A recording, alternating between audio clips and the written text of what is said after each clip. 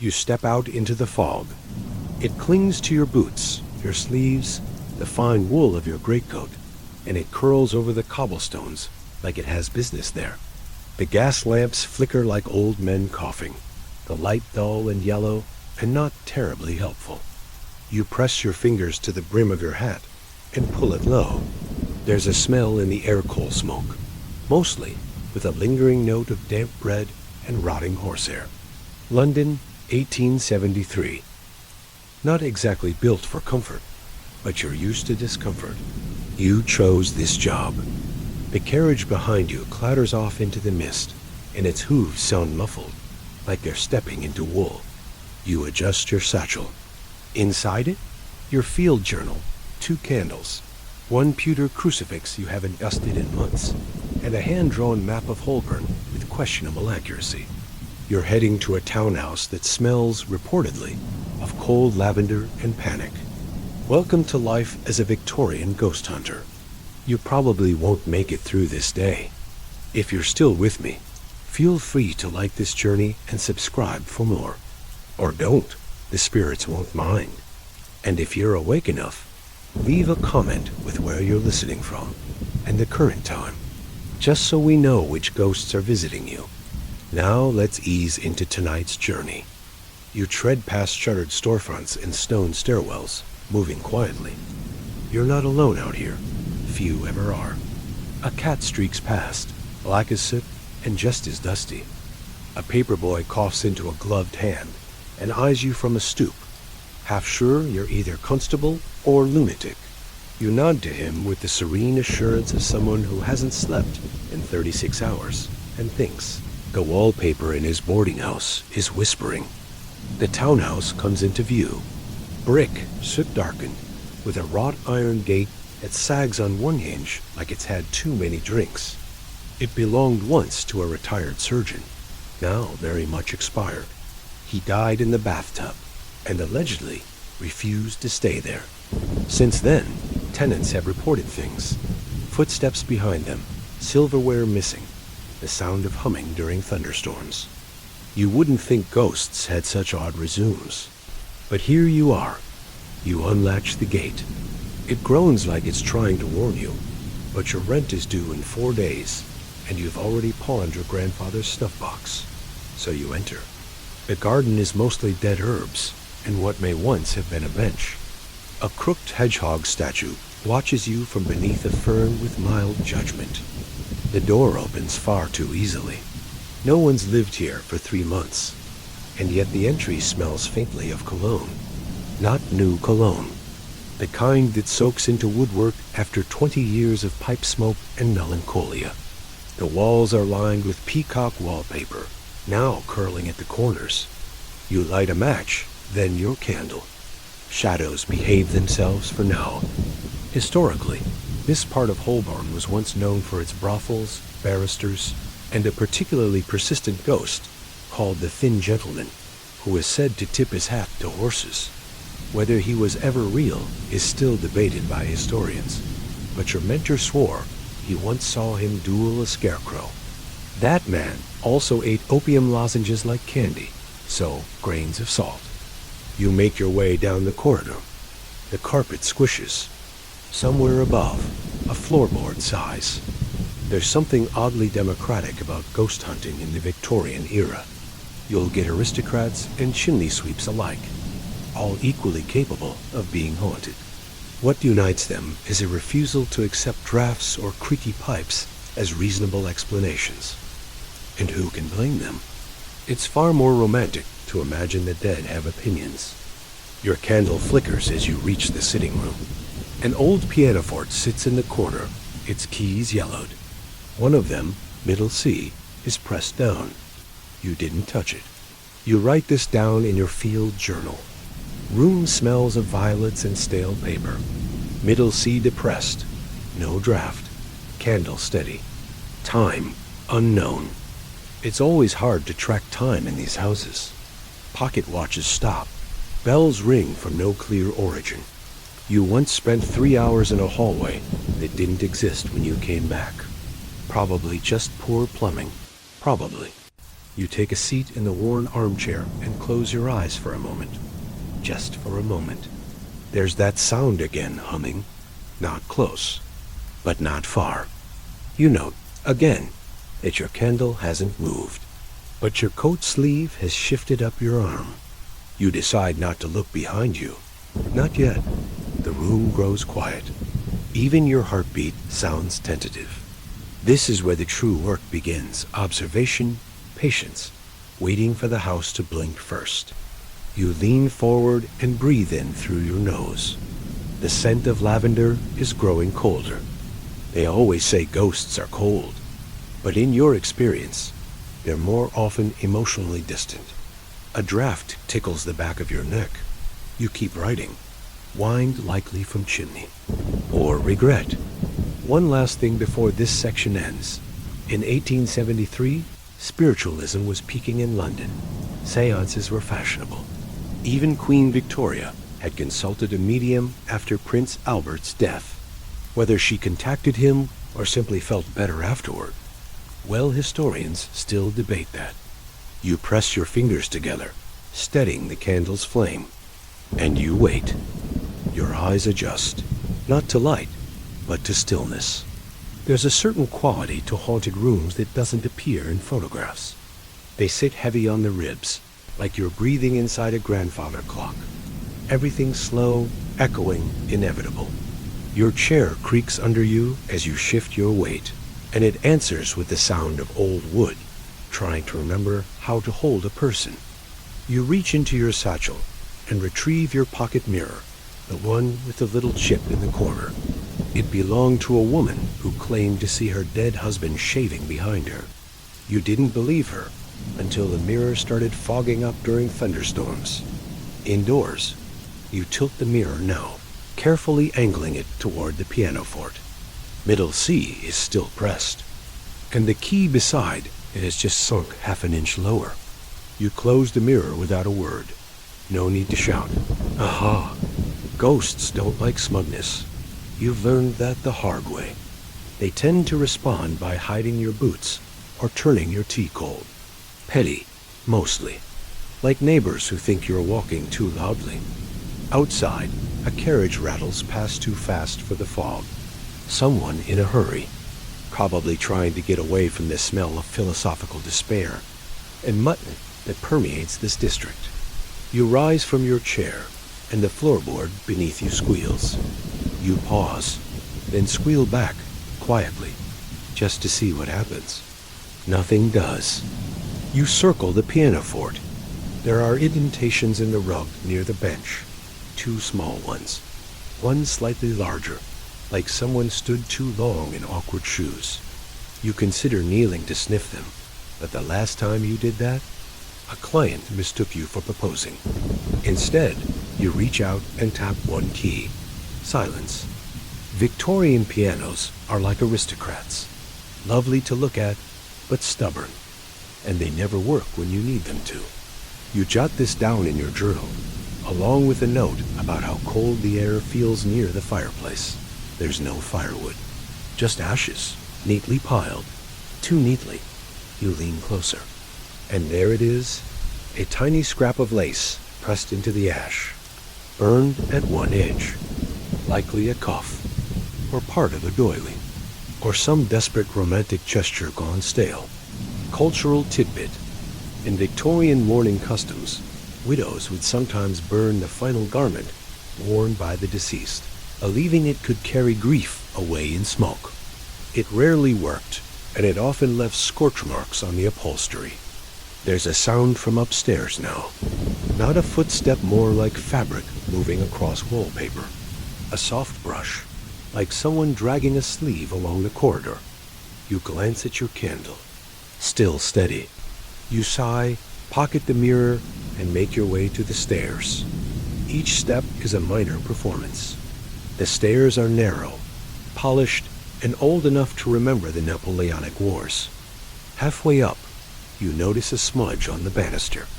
Greasy, slightly red, not blood, probably rouge or jam, or something equally tragic. You reach the landing. There are 3 doors, one cracked open, one shut, and one slightly ajar with a wedge of light beneath it. Natural light, bluish and cold. Moonlight shouldn't reach that room. You open the cracked one first. It's a study. Desk, inkstand, green glass lamp. A bookshelf with titles like On the Nature of Phantasmagoria and Reflections on the Morally Haunted. You make a mental note to borrow one. Forever. On the desk, a letter, dated April 1872, addressed to My Dear Thomas. It speaks of dreams, of a woman in black standing at the foot of the bed, of a piano playing itself, of hands that reach but never grasp. You blink, and the room blinks back. A soft pulse, like the walls remembering something. You pocket the letter.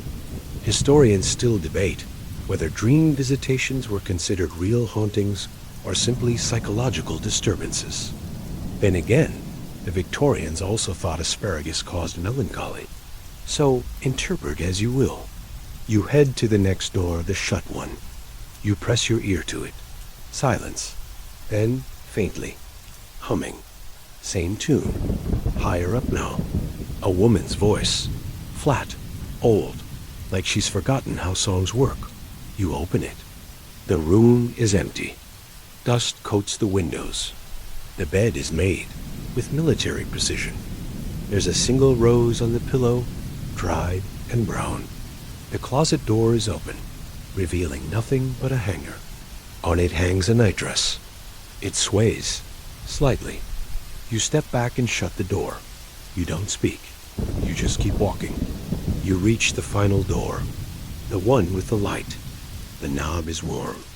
You hesitate, then push it open. The room is moonlit, though the window faces east. And in the center of the room, a child's dollhouse, perfectly constructed. Victorian architecture in miniature. You kneel beside it. Inside, in the tiny parlor, a miniature piano. Middle C is pressed down. You don't move. You just breathe. Slowly. This is going to be a long night. You sit on the floor beside the dollhouse, trying to make sense of what you're seeing without scaring yourself off the job entirely. There's something unnerving about miniature things, perfect little duplicates of rooms you've just walked through. It's like the house has made a backup copy of itself, just in case you missed something the first time around. You squint into the dollhouse parlor again. Sure enough, the tiny pianoforte has the same curved back, the same chipped leg, even the same candle stub on its top. And yes, middle C remains stubbornly pressed. A doll-sized ghost, then. You resist the urge to applaud. Carefully, you lift the roof from the dollhouse. It peels off like a biscuit lid, revealing the bedroom, the study, and a narrow attic space, not included in the full-sized house. Interesting. There's a tiny figure seated in a chair in that miniature attic. Pale face, painted eyes, lace gown. Hard to tell if it's a porcelain doll or just very committed to her role. You don't touch it. Instead, you mutter under your breath, "I see what you did there," and slide the roof back on. The room feels colder now. The light in the corner dims slightly, like it's turned its back on you. The dollhouse gives off a faint smell of beeswax and dry roses. You rise slowly. Your knees crack, uncooperatively. The sensation is familiar, like the house itself is aging you. In 1873, many middle-class homes contained dollhouses not just for play, but as aspirational models' tiny fantasies of order, of control, of an ideal life no one quite managed. There's something unnerving about how often dollhouses outlive their owners. Scholars still debate whether they were toys, status symbols, or miniature sarcophagi with better curtains. You move back into the hallway. The air is thicker now, like someone's been boiling regret on the stove. From the study, you hear a sound soft and shuffling, like fingers brushing over parchment. You hurry to the door and fling it open. Nothing, except that the lamp on the desk is now lit. You didn't light it. You haven't touched it since entering. The oil reservoir is full, and it burns with a steady flame, despite the lack of matches in sight. You take another note in your journal. Objects animate themselves politely. No immediate threat. Lamp possibly sentient. Back at the desk, the letter you pocketed earlier is gone. Vanished. You pat your coat twice, as if to reassure yourself it was ever there. The bookshelf behind the desk draws your eye. Several of the titles are nonsense. The Ethics of Absence, On the Culinary Preferences of Specters, How to Fold the Soul. One of them, Harmonics of the Afterlife, is slightly pulled from the shelf. You ease it out and flip through. It's blank. Every page. Every single page is blank. Until the last one. There, written in smudged brown ink, is a single line. The house remembers what it's owed. You blink. And the candle in your hand flickers. You put the book back. Not out of fear, exactly more out of manners. The kind of manners one uses at awkward dinner parties with in-laws or invisible presences with boundary issues.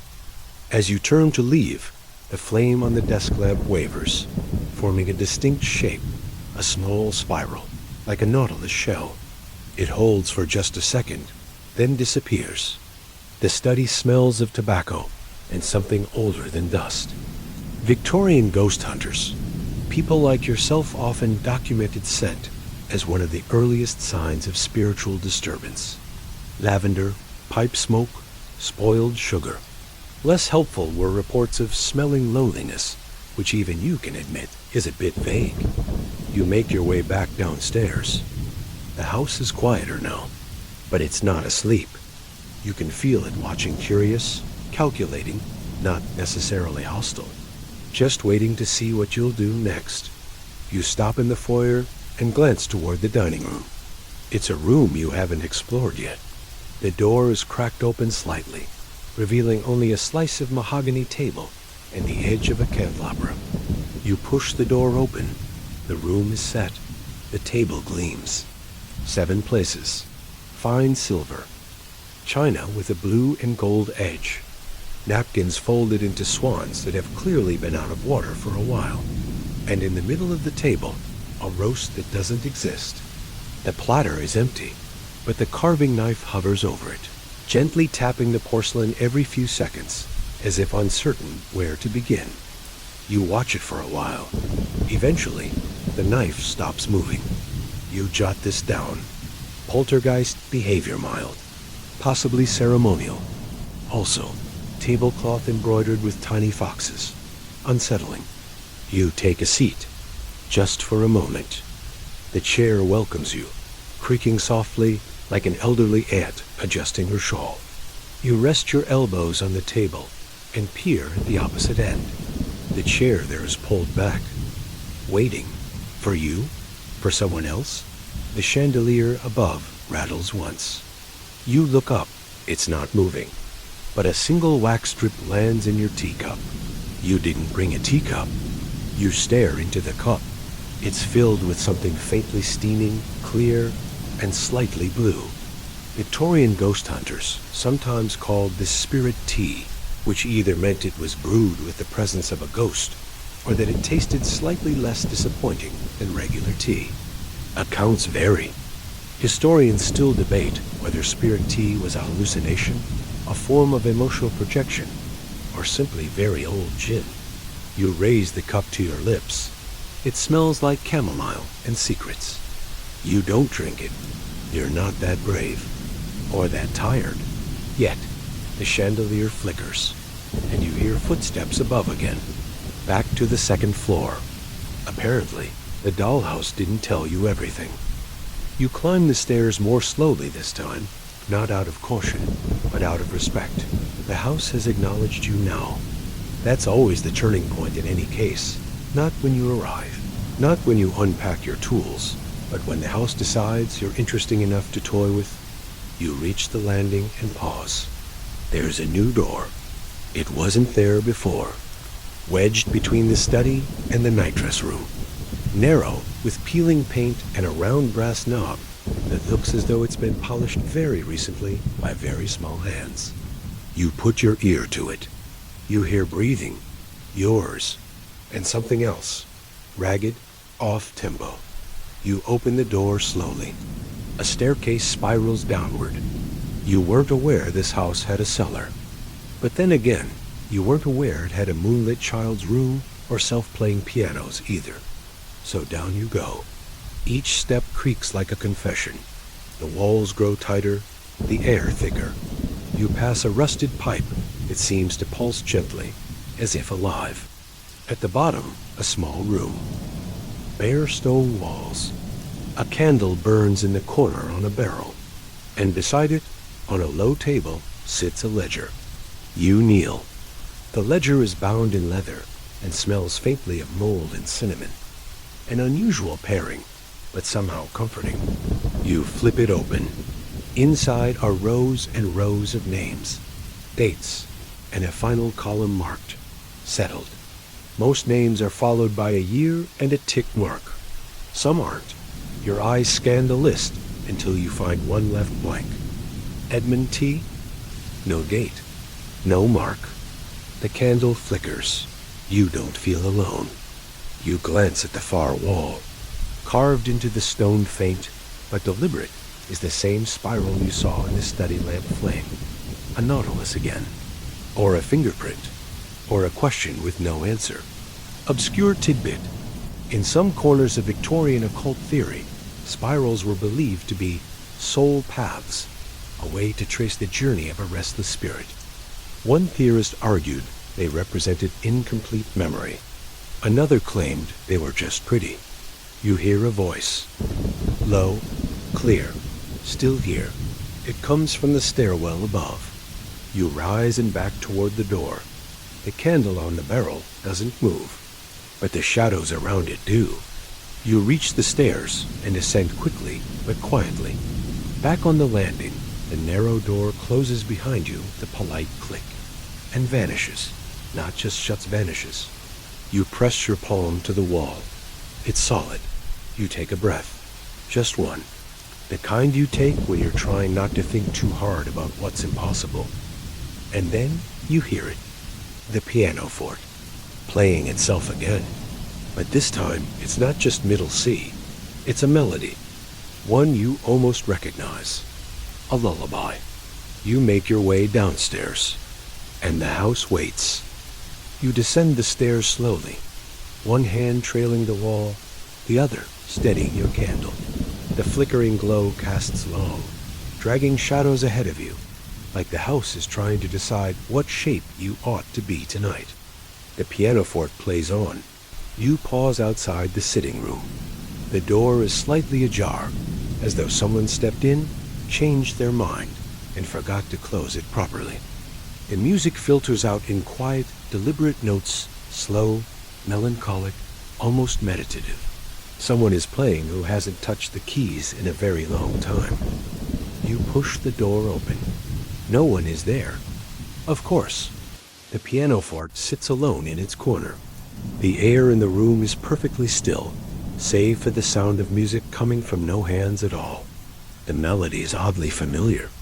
You heard it once in a church in Bath, where a widower insisted his late wife had chosen the hymns, despite having passed 4 months prior. You'd believed him, mostly because he offered you tea and didn't ask you to bless his wallpaper. The music stops. You wait, candle trembling slightly in your hand. One final note rings out, a low E, rich and deliberate. Then silence. Victorians believed music could attract spirits, particularly unfinished compositions. Ghosts were thought to be especially irritated by unresolved chords. There's something deeply Victorian about the idea of spectral perfectionism. You approach the piano. The keys are still, but the stool has shifted. You can see the faint drag marks in the rug. You write it down in your journal. Piano playing appears intelligent, possibly deliberate communication, or mischief. You try the keys. They respond as they should, stiff, a little out of tune. But when you press the low E again, something changes in the room. The fireplace crackles. You didn't light it. You turn toward it. A small flame flickers within. nestled among clean logs you swear weren't there earlier. A folded paper has been left on the hearth. You crouch beside it. The page is old, handwritten, a letter, no envelope. You read, "Dearest M, I heard her again last night. She walks at the same hour, always just after the bells. I do not believe she means harm, but I confess I have begun to dread the sound of her feet. Edmund has taken to sleepwalking again. He stood at the foot of my bed this morning, eyes open, but not seeing. I think he hears her too. Your devoted E.T." You lower the letter slowly. The name Edmund again, and the walking figure. That dragging noise you heard earlier, maybe not fabric after all. You rise, turning back to the room. Something catches your eye. On the far wall, above the pianoforte, hangs a portrait you're certain wasn't there before. A woman, pale-faced, in mourning dress. One hand rests on a velvet piano bench. Her eyes are steady, severe, like she knows she'll outlast you. You make a polite nod to the painting, just in case. You cross the room again, feeling the warmth of the fire at your back. There's a familiar hush to the space now. Not empty, just ... patient. Obscure detail. In the 1870s, it was popular among certain Londoners to commission posthumous portraits paintings of the deceased, rendered as if still alive, often with faint ghostly qualities. One patron reportedly had himself painted as a ghost before dying.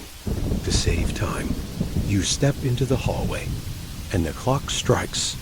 3 times, a long pause, then a 4th. But you check your watch, and it reads 2:11. The clock is wrong, or something else is. You walk toward the back of the house, past the stairwell, past the umbrella stand where a dusty top hat sits, too tall for its peg, past the mirror that, quite frankly, you're done looking into for the night. There's a door near the kitchen, narrow, unpainted, the kind used by staff or ghosts trying not to be seen. You open it. It leads to a pantry. You blink. Inside, jars line the shelves, labeled in faded ink. Rhubarb, pear, angelica, and one mysteriously marked, "Not for Tuesdays." You resist the urge to open that one. A mouse scurries by, dragging what looks suspiciously like a button, possibly stolen from your coat. There's a trapdoor in the floor. Brass ring, dustless. You hesitate, then lift it. The ladder creaks as you descend into the second cellar you didn't know existed. The air below smells of stone and salt and dried apples. You step down carefully, candle first, until your boots touch packed earth. This cellar is different from the last. Taller ceiling, wooden beams, a faint glint of mica in the walls. It feels older, like the house was built on this place, not with it. You're not entirely sure you're underground anymore. The space stretches into shadow, ending at what looks like a bricked-up archway. A single lantern hangs from an iron hook. It's already lit. Of course it is. You take in the room. One large crate in the corner. A desk with an inkwell, long dried to dust. And on the wall, a framed certificate, browned and flaking. You step closer. It reads, "Edmund Thorne, Spiritual Investigator of the Crown, 1861 to 1871. Your candle quivers. You sit at the desk, dust puffing up like a sleepy ghost. Inside the drawer, a bundle of letters tied in twine, and a small brass tuning fork. You strike the fork against the desk. A high, sharp tone fills the cellar-piercing, metallic, almost too clear. From the corner crate comes a sound. 3 slow knocks, perfectly in time with the dying reverberation. You do not open the crate. You note it in your journal. Knocking responsive. Tuning fork may be communication trigger. Crate extremely suspect. On the back of the certificate, you find scribbled lines, half-finished sentences, many crossed out. One stands alone. The veil is thinner beneath repetition. You mutter the phrase aloud. The candle dips just slightly. You turn your attention back to the brick archway. A faint wind seems to move behind it. Victorians were fascinated by the idea of thresholds, doorways, stairwells, arches. Anything in between was believed to weaken the separation between this world and the next. Some believed mirrors were dangerous, not because they reflected you, but because they might forget to send you back. Scholars still argue whether such beliefs were rooted in mysticism, architectural drafts, or just the psychological trauma of wallpaper. You stand, walk slowly to the wall, press your palm against the brick. It's warm. You hear something behind you. Not footsteps, breathing again, but not yours. You turn. The crate has shifted 2 inches to the left. You step back quickly up the ladder, through the trap door, out of the pantry, only to find the kitchen lamp lit now. The stove is warm, and there are 2 teacups on the table. One is half full, the other is steaming. There's no one else in the room. You take your coat from the chair. It's been moved, dried, pressed, and laid out neatly like someone was trying to make a good impression. You walk back into the hall, trying not to mutter anything sarcastic. You've found ghosts are like cats. They respond best when ignored just slightly. The mirror by the stairs shows your reflection again. But behind you is a second figure, not standing, sitting on the floor, at the base of the steps, a small boy, eyes wide, mouth open, as though waiting to speak. You turn slowly. The boy is no longer there. Of course he isn't. The space where he sat is now just scuffed floorboards and the curl of your own shadow stretching under the stairs. You look back at the mirror. Your reflection appears alone now, though somehow you look older, as if someone borrowed your face for a few minutes and forgot to return it quite right. You whisper, "It's rude not to introduce yourself to no one in particular," and you climb the stairs once again. At this point, you've been up and down these steps more often than a clergyman at confession. Each time, the house gives you something new. A sound, a glimpse, a misremembered hallway. Now, on the second floor, the hallway has extended. There is a new door at the end, painted green, barely cracked open, like it's embarrassed to be here. You walk toward it. Inside, a nursery.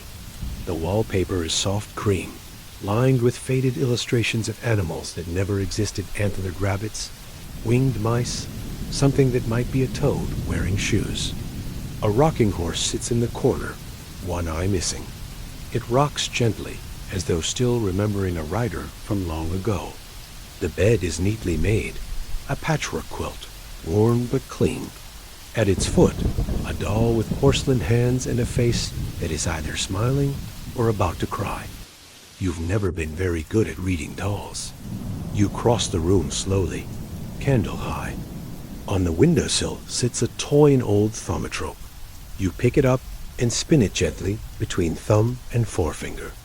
One side has a picture of a bird, the other a cage. As it turns, the images blur together. The bird in the cage, the illusion is quaint. A reminder that sometimes all it takes is speed to trap a soul. You set it back down. Victorian children's toys were charming in theory, horrifying in execution. Marbles that whispered names. Jack-in-the-boxes that never stopped turning. There are accounts written in delicate copperplate script of haunted tops that spun without prompting.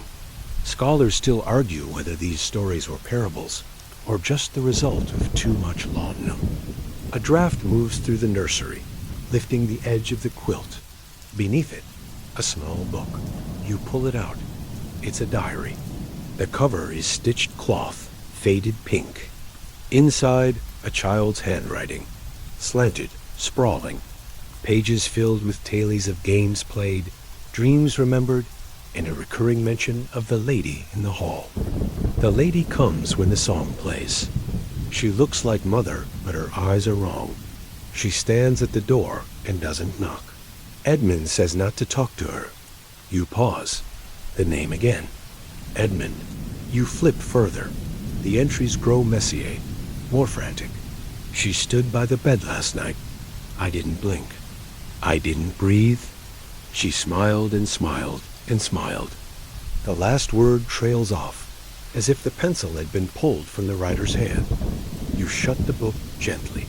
The room is very quiet now. The doll on the bed has fallen onto its side.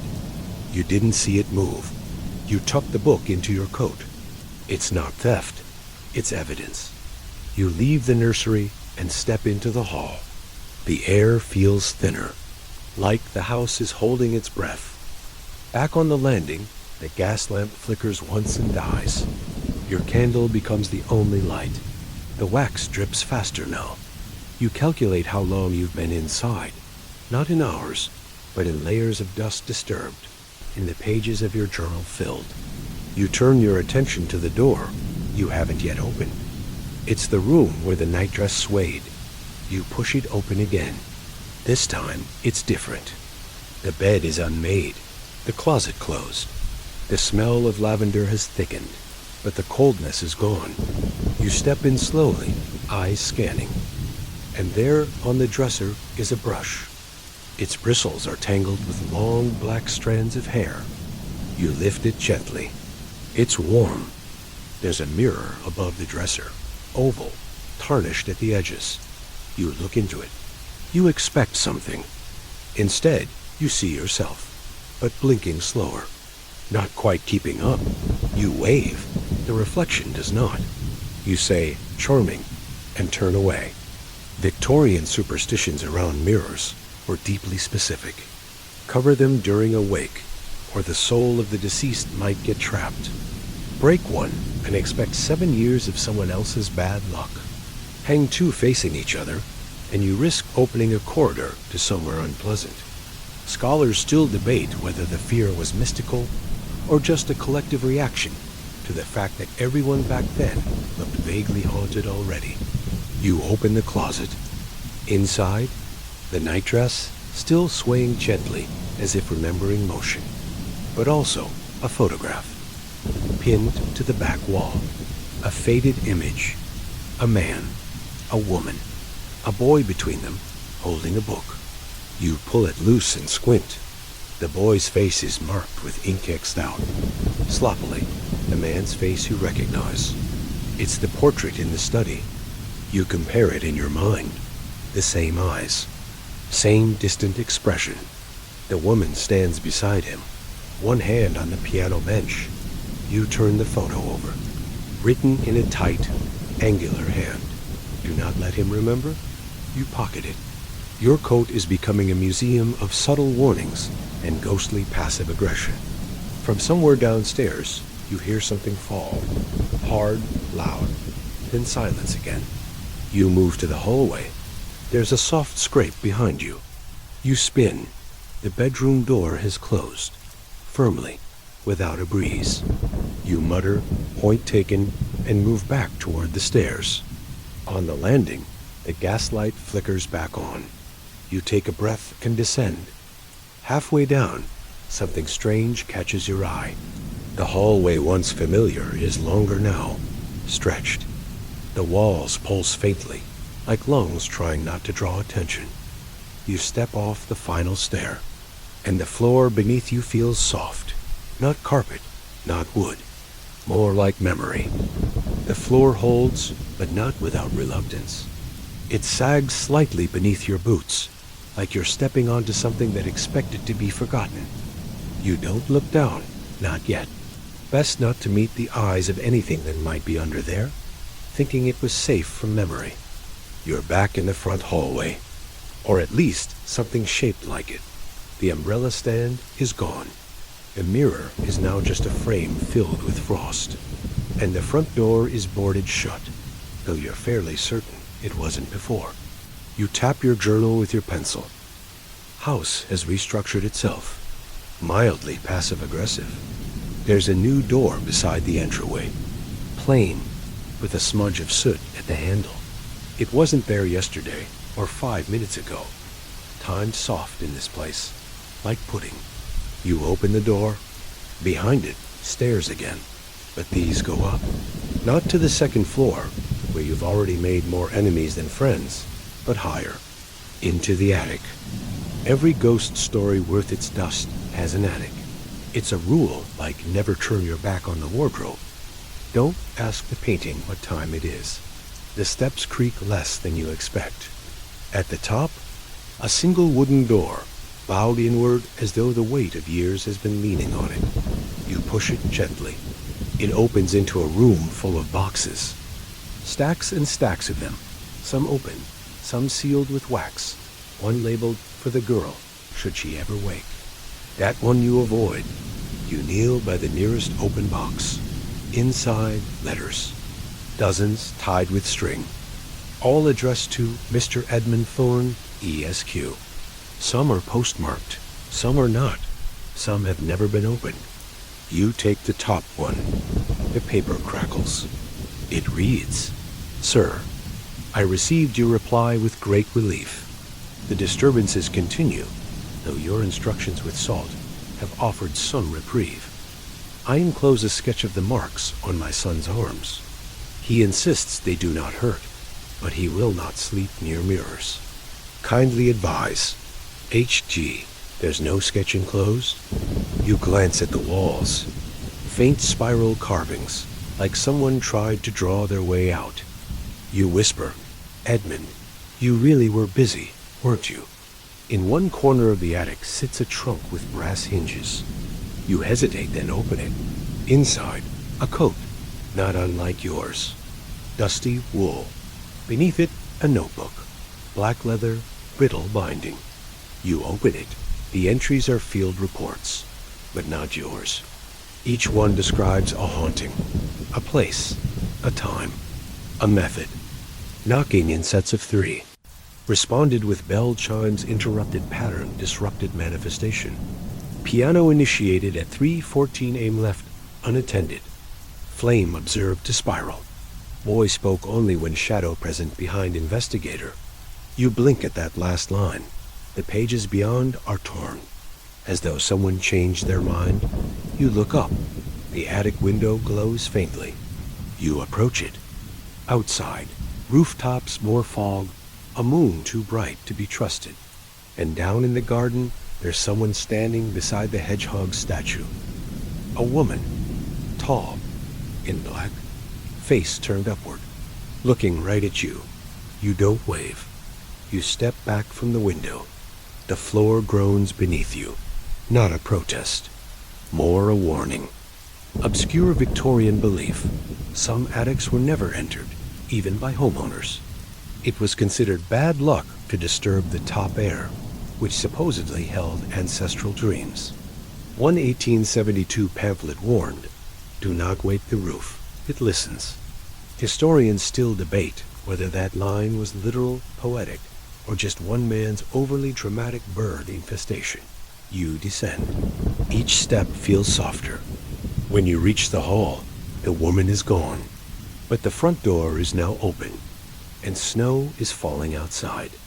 You didn't know it was winter. You didn't think to check. The snow outside isn't falling. It's hanging suspended in midair, like it's thinking about it.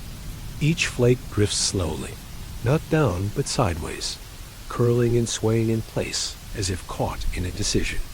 You stand at the open doorway, candle held low, the wax threatening your knuckles, and watch as this strange snow refuses to commit to being snow. It doesn't melt, not even a little.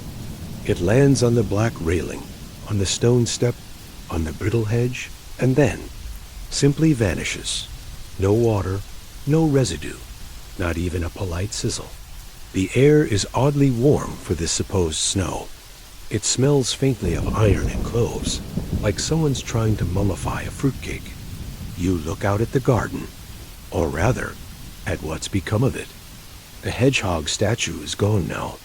In its place is a shallow depression in the dirt, shaped not like feet, but like a single, long drag mark, like someone was pulled backward gently, and didn't object. The footprints leading away from the house are shallow, human, pointed toward the gate, but there are no return prints. Whoever or whatever left here didn't come back. Or perhaps they never arrived in the first place. Victorian ghost stories often played fast and loose with logic. Footsteps that led into brick walls. Locked room murders without victims. One particularly obscure tale describes a woman who vanished while dusting and reappeared 40 years later, furious that no one had moved the kettle. Historians still debate whether these were allegories for spiritual displacement or just cautionary tales about poor house management. You shut the door softly, or try to. It doesn't quite close. The latch meets the frame and decides against it, leaving the door slightly ajar, like the house itself wants an escape route. You decide not to force the matter. Doors, like spirits, prefer to be coaxed rather than commanded. You turn. The hallway is darker now, not because the lights have changed, but because the shadows have grown confident. They stretch higher, spill wider, and retreat more slowly than they did an hour ago. You feel watched, but not maliciously. More like a house cat trying to decide if your ankles are worth the trouble. Your candle, down to a stub now, offers little resistance. And then you hear it. Music, the piano for it again. But not the lullaby from before. Not the quiet, clumsy tune a ghost might hum to itself in the dark. This is something else. A slow, pulsing rhythm. Lower notes, steady and deliberate. Not quite a dirge, not quite a march. Something you'd expect to hear if a staircase developed military ambitions. You follow the sound down the corridor, past the umbrella stand that no longer holds umbrellas, past the mirror that now reflects only its own silence, and step into the sitting room. The music stops. At the far side of the room, in the half-light, the piano sits as it always has, angled modestly, as if unsure it deserves the attention. But this time, it's not alone. A woman sits at the bench. Her back is to you. She is motionless. Her hands rest in her lap, gloved in black, and yet the keys move, not wildly, not in a showy, operatic fashion, just slow and sure, as though each note is being chosen with great care. You hesitate in the doorway. Say nothing. The music continues. The woman's posture is too still. There's no rise of breath, no shift of weight. Her head tilts slightly, not toward the piano, but toward you, not turning, just tilting. Like she senses an audience she's trying not to frighten off. You raise your candle slightly, and the music stops. You say as gently as you can, "I hope I'm not interrupting." The woman nods once small, imperceptible, like a leaf catching wind, and then she fades, not into smoke, not into shadow. She folds out of view, like she was part of a page someone just turned. You exhale, a little louder than intended. The portrait above the piano has changed. It takes you a moment to notice. The shift is subtle, but unmistakable. The woman in the portrait now stands slightly to the left. Beside her, where before the background was blank, there is now a boy, a child of no more than 8, resting one hand on the piano bench. His eyes are clear. His face, once scratched out in the photograph you found upstairs, is whole now. You write in your journal, slowly, entities possibly aware of observation. Portrait altered in response. Connection between presence and attention. Below the portrait, the fireplace flickers. Something new has been left on the hearth. Another folded letter. This one is tied with a red ribbon, fraying at the edges. The handwriting is fine, looping. You crouch down and unfold it. Wax seal already broken. She is quieter now. We've begun to understand the rhythms. But still, the garden must not be disturbed. Not until the last key is played. You reread the final line twice, then glance toward the curtained window. Behind it, the garden waits. Or whatever's wearing the garden like a mask. You close the letter. Slide it into your coat pocket. You may never sleep again, but at least you'll have the most comprehensive haunting notes south of the Thames. Outside, the snow resumes. but this time it falls upward. Obscure cultural footnote. A few Victorian mystics believed time itself could reverse in haunted zones. One poorly translated journal claims, when the dead remember hard enough, clocks go dumb and snow climbs back to heaven. This has not been verified, and also, the mystic later married a swan. You draw the curtains shut with 2 fingers, trying not to disturb whatever fragile rules remain. And then, you notice the mirror, the one in the hallway. It has begun to thaw, not melt thaw, as though its frost were memory, softening. And behind the glass, someone is writing, with a fingertip. You lean in. The message forms slowly, backwards but legible. Just 4 words. You are not him. You step back, blink, and the words are gone. The frost returns. This time with a spiral blooming at the center. The same spiral you've seen before. On the lamp, on the ledger, on the cellar wall, in the mirror. Your breath fogs the glass, but the spiral remains, unmoving, waiting. You remain still. The spiral doesn't move. It doesn't fade. It doesn't smear. It simply is etched into frost, as if the mirror has developed memory, and this is what it's chosen to recall. You exhale slowly, watching your breath cloud the glass, then vanish, like a timid question politely withdrawn. You raise a gloved hand.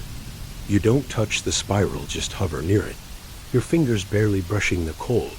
There's a pull here, not physical, but mnemonic, like the mirror wants you to remember something, something that may not be yours. Then, from the base of the stairs, a whisper. 1 word, spoken clearly, not urgently. Listen. You turn, but the hallway is empty. The candle in your hand, somehow still burning, despite being reduced to a thumb-length stub, flickers, then steadies. The voice doesn't return. You press your palm lightly to the mirror. It's warm. Of course it is. You step back and notice something new. A door, set into the wall just beneath the stairwell. Small, square, like something a child might crawl through. It's framed in dark wood, the color of dried cherries, and marked with the faint circular imprint of the same spiral. You kneel, pull the latch. The door opens onto a space just large enough for a person on their hands and knees. You hesitate, then place the candle inside. Its light reveals a short tunnel lined in faded wallpaper. Peeling illustrations of oak trees and strange birds guide the way.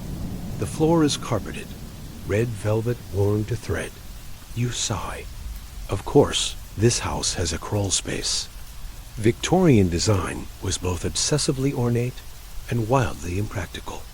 Crawl spaces were sometimes included for firewood storage or made access, though a few blueprints list such spaces simply as quiet passages with no elaboration. Scholars still debate whether this was a euphemism, a joke, or a very specific warning. You set the candle in a brass holder on your belt and crawl forward. The tunnel is silent. You hear your breath, your sleeves brushing the wall, and somewhere ahead, the distinct sound of music. Faint, delicate, music box. You keep crawling. The tunnel dips slightly. The temperature shifts. It smells now of sugar and mothballs. Childhood, preserved in a jar. You emerge into a room no larger than a wardrobe. Inside, wallpapered walls, a cracked toy chest, and a music box sitting on a low table. It plays itself. You approach. The figure turning atop the box is not a ballerina. It's a small boy in boots and a greatcoat, spinning in slow, careful circles. The tune is familiar. You've heard it before in the portrait room, when the woman was sitting at the piano. The lullaby. You sit cross-legged on the floor and listen. The music box winds down after a minute, then winds itself back up, like a breath. You don't interrupt it. You glance around the room. The only other item of note is a wooden cube resting on the floor in the corner. You crawl over to it. Etched into one side is the spiral. Into another, a word. Answer. You turn the cube. The next face reads, stay. Then, forget. Then, listen. Then, not yet. The final side is blank. You leave it where it is. Return to the music box. The boy figure stops spinning. His face turns toward you, just slightly, as if waiting. You whisper, Edmund? No reply. But the box shudders once, and the music begins again, this time slower, sleepier. You write in your journal. Crawl space contains child's music box, animate, possibly intelligent, passive, not hostile. Emotional resonance, high, caveat, uncanny. You back out of the crawl space. The mirror in the hallway is now covered completely in frost, except the spiral, which remains as a whole clear, clean, precise. Behind it, your reflection, and standing next to you, that same boy, no longer seated. He doesn't move. He just waits. The frost spreads. It creeps along the edges of the mirror frame, like vines growing in reverse. You back away, instinctively, as the spiral slowly closes in on itself. Just before it seals, you catch one final detail in the mirror. The boy is holding something in his hand. It's a book, your journal. You're fairly certain you didn't give it to him. You open your coat to check, yes, it's still there, tucked between the old letter and the photograph of the scratched-out family. You run a thumb over its cover. Then you look up again, and the mirror is just a mirror. Ordinary, empty. You sigh, unsure if you've solved something or simply become part of it. The pianoforte sounds again, but this time it's joined by another note, a bell, soft and distant, chiming from somewhere deeper in the house.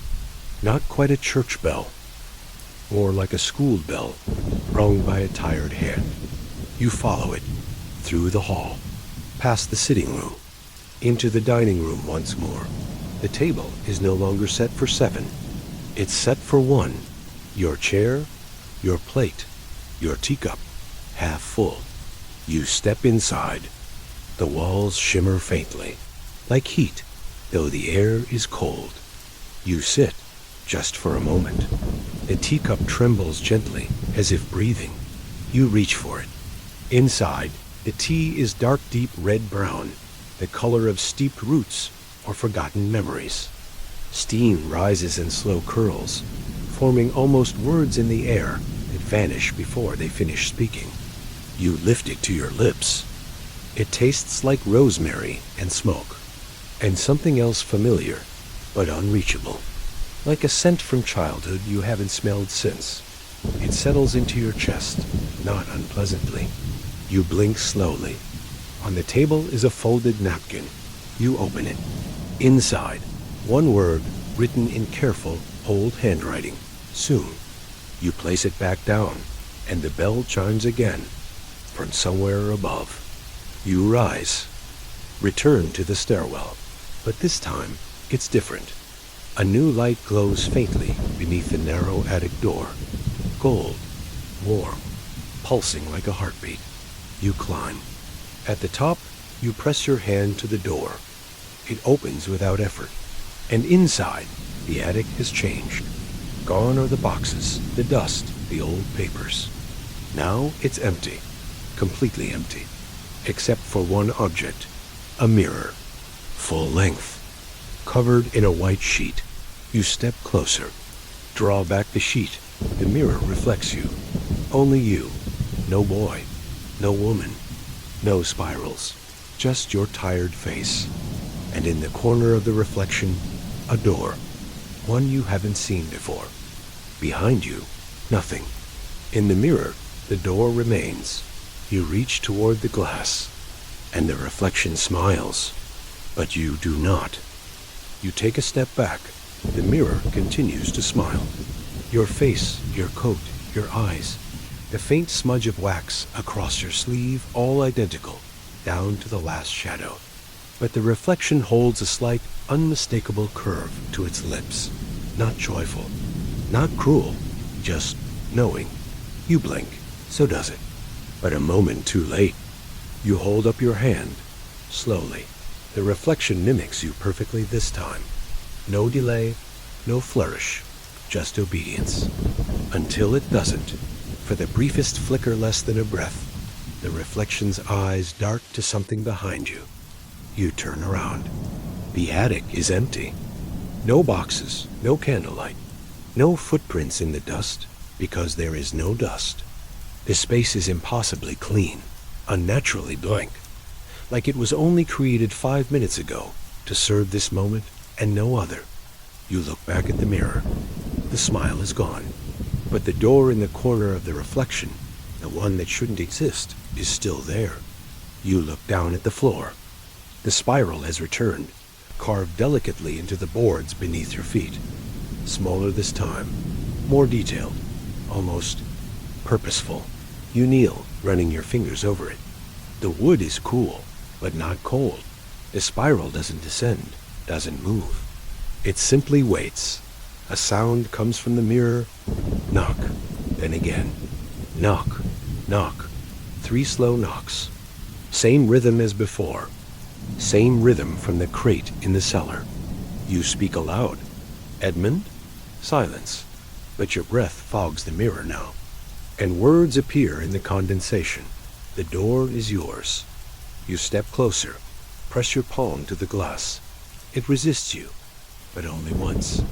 Then it gives, and you fall forward, not tumbling, but crossing over, like wading from shallow water into something that doesn't agree to be water anymore.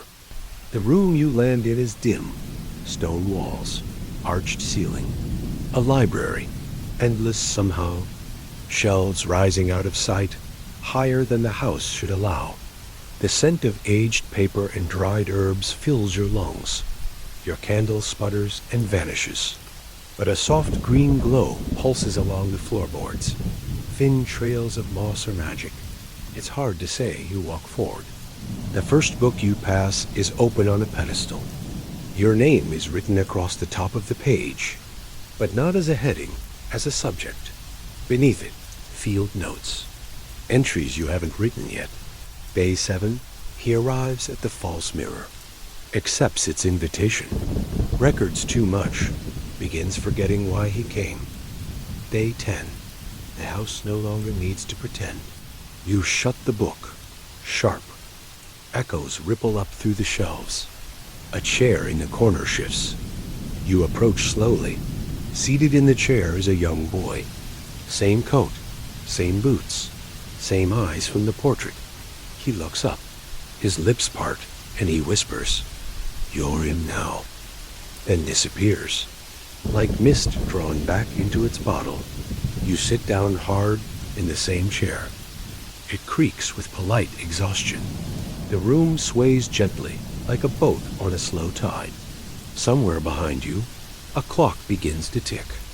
Not loudly, not insistently, just there. And in your lap, your journal. But every page is blank. You turn to the first and begin again.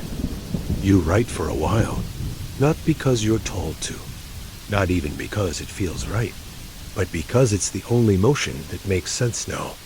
The pen moves of its own accord, your hand serving as a kind of reluctant scribe. The words aren't yours, not exactly, but they're familiar. Like a dream you've had too many times to call fiction. Across the hall, something shifts. Yes, this space now has a hall.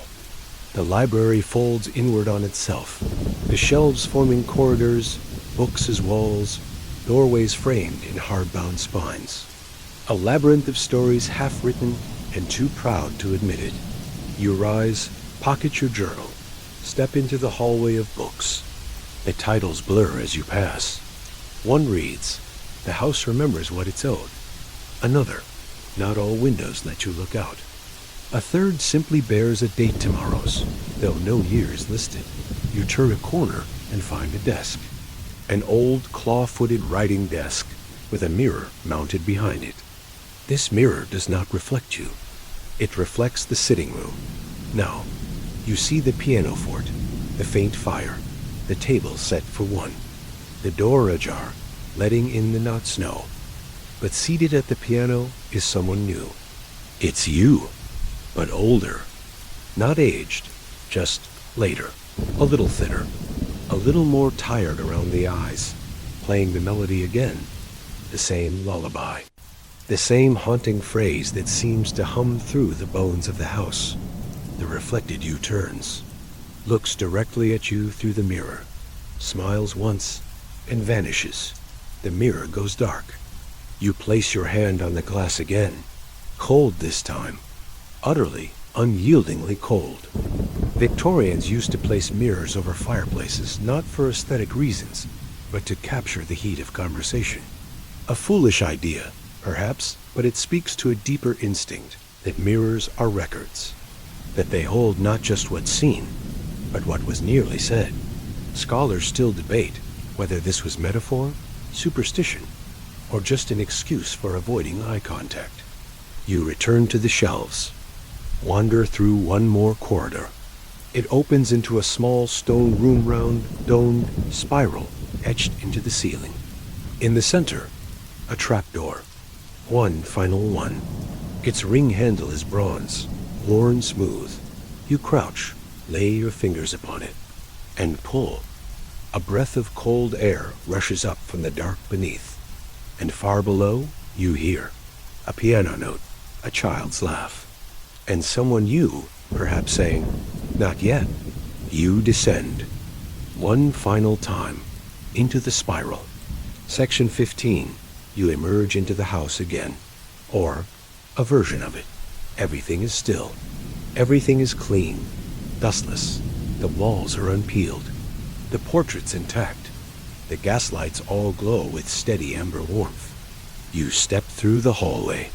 There's the mirror, uncracked, unfrosted, empty. Your journal is in your coat pocket. You pull it out, flip through. Each page is filled, even the ones you never touched. You reach the sitting room. The fire crackles. The portrait is the same as before, woman and child, side by side. Only no, the piano has no one at it. And yet, it plays. Middle C, then a lullaby, then silence. You sit. The chair welcomes you. In the hearth, another note. Unfolded. You lift it. You've done enough. You've remembered kindly. Let the rest sleep. You lean back. Exhale. The house exhales with you. Somewhere upstairs, a door closes softly. Outside, the snow has finally stopped falling. The footprints have returned. This time, they're heading back into the house. And yours are the only ones. You close your eyes. And the house, its spirals, its echoes, its doors, and its mirrors, finally sleeps. And now, the house is still. You find yourself drifting in the quiet spaces between the tick of the hall clock and the hush of settled dust. There's no music now, just the gentle creak of wood remembering footsteps, and the low hum of silence resting in the walls like breath that no longer needs to be held. The air is warm, faintly perfumed with lavender and old paper. Somewhere, a candle has burned itself out, leaving a tiny curl of smoke to rise unseen in the dark. Outside, the sky has turned a soft pewter gray. No longer night, not yet morning. The in-between, the place where this story lingers.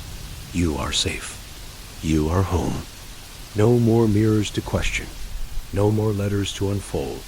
Just the sound of your own quiet breathing and the memory of a house that was curious enough to let you in and kind enough to let you go. Let your thoughts settle now, like the final pages of a book left open in a warm room. Let the spiral soften into stillness. Let the name Edmund fade from your mind, along with the echo of piano keys and snow that fell the wrong way. The house will keep its stories. You've given it enough. Please join us next time, where we journey into Area 51, and if you could last a day working there. But for now, close your eyes and rest. Tomorrow will come, but not yet. The fog is thick tonight, as if the sky forgot how to breathe. It coils along the cobblestones, brushing your ankles like a lazy cat with damp paws. Gaslight flickers through the mist, yellow and uncertain, casting long, twitching shadows on the brick walls of houses that lean just a little too close together, as if sharing secrets they don't want you to hear. You walk carefully. Your boots, cheap and a size too big, thud softly with each step. Everything smells like coal smoke, damp wool, and boiled cabbage. This is London in the late 1860s, and you're nobody. Well, nobody yet. At the moment, you're an assistant to a man who calls himself an ecclesiastical paranormal investigator, which is a dignified way of saying he gets paid to shout Latin at sick people while you carry the bag. The bag, by the way, is heavier than sin, and it smells of anise, tallow, and something that might be formaldehyde, or might be the herring sandwich he lost inside it last winter. The street you're on, Little Wormwood Lane, is real, by the way. Or was. Historians still debate whether it was paved with actual stone or just layered with generations of refuse, so compact it felt like stone. Either way, your feet ache already, and the night hasn't even properly started. You pass a window where a woman knits by candlelight, her needles clicking in a rhythm that sounds vaguely threatening. She doesn't look up. No one does. It's not polite to notice things after dark in this part of the city, especially not when someone like you is walking past with a bulging black satchel and the faint odor of lavender oil and anxiety trailing behind. Your boss, Reverend Silas Gorse, has gone ahead. He's got that purposeful stride, the kind that says, I know exactly where I'm going, even though he routinely ends up in alleys named things like Muckrake Sorrow. You trail behind dutifully, because that's your job.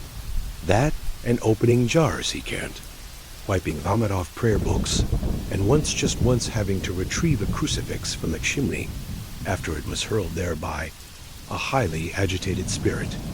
Tonight, you're heading to number 11 Chapel Court, where something's gone wrong in a way that makes the gas lamps flicker more than usual. They say a girl there hasn't spoken in 3 weeks. Just screams. No reason, no fever. Just silence and then screaming. The mother thinks it's possession. The father thinks it's female nerves. And the neighbors think it's about time someone did something before it starts affecting property values. One fun tidbit. In Victorian England, it was once considered good etiquette to inform your neighbors in writing if you planned to perform an exorcism. The letters were politely phrased, of course. Dear Mrs. Beecham, please be advised we'll be conducting a minor spiritual cleansing on the 14th. Kindly secure your dog and refrain from hymns during the ceremony. You haven't eaten since morning. Your stomach complains audibly, which seems almost rude in such a quiet, haunted street. Silas stops at the door, his long black coat somehow untouched by the wetness of the night, and turns to you. You remember the litany sequence? He asks without looking. You nod. You do remember. Sort of. There's Latin, then some incense, then the bit with the silver bell. Or maybe the bell comes first. It's hard to focus when you're also trying not to faint from the smell of ghost-riddled basements. He knocks once, twice. The door creaks open like it's been practicing for this moment. Someone inside gasps. You sigh. Here we go. You probably won't make it through this day. If you're enjoying the slow unraveling of your senses, kindly like and subscribe. It really helps this tiny, cursed corner of YouTube. Feel free to comment your location and local time. We promise not to send Silas. Now let's ease into tonight's journey. You step inside. The house is dim, thick with the smell of drying herbs and damp furniture. The girl is upstairs. The mother, pale and sharp-eyed, wrings her hands in the parlor. She looks like someone who's been holding her breath for a month. Silas nods at you. Prepare the oils, he says softly. Right, the oils. Somewhere in that endless, jangling bag of horrors. The stairs creak underfoot. Upstairs, something moves. Slowly, too slowly. You don't want to know what it is. But you're the assistant, and you always go first. Upstairs smells like mildew and something sweeter, more delicate. It takes you a moment to realize it's honeysuckle dried, maybe, or brewed into one of the countless sachets hanging from the girl's bedframe like limp, ineffective talismans. The Victorians were big on herbal solutions.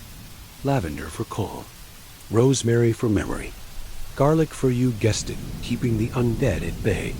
Not vampires, mind you, just general undead. It was a broad category. The girl Agnes is sitting in the middle of the bed. Her legs are folded neatly beneath her. Her hair is a tangled halo.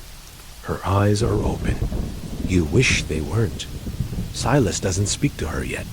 Instead, he nods to the mother, who lurks in the doorway with the kind of expression you usually only see on marble statues of mourning angels. You're busy setting up?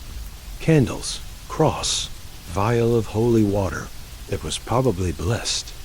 You lay them out on a side table that rocks slightly on its uneven leg. Agnes starts to hum. Just one note, high, thin, and steady, like a kettle that doesn't boil. She doesn't blink. Her hands are still in her lap, but the sound vibrates in your teeth. Not demonic, Silas says quietly. Probably fractured soul.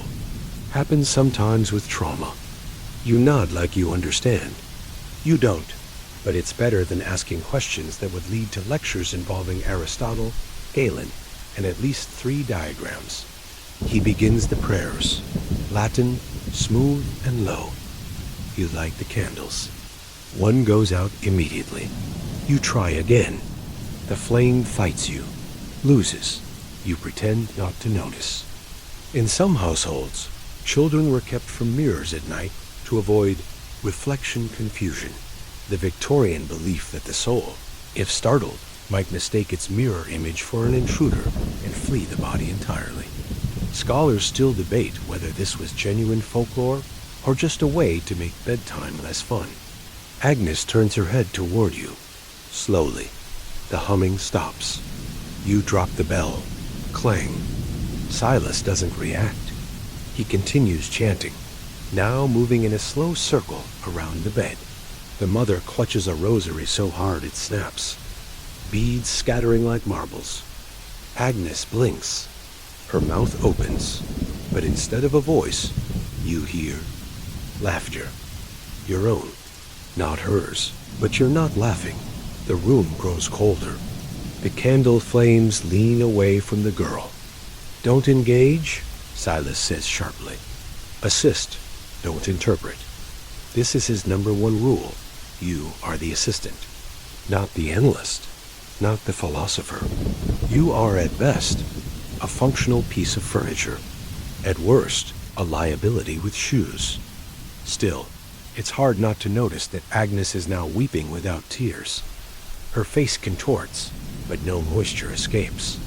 A sort of ghostly sobbing, like an actress miming heartbreak underwater.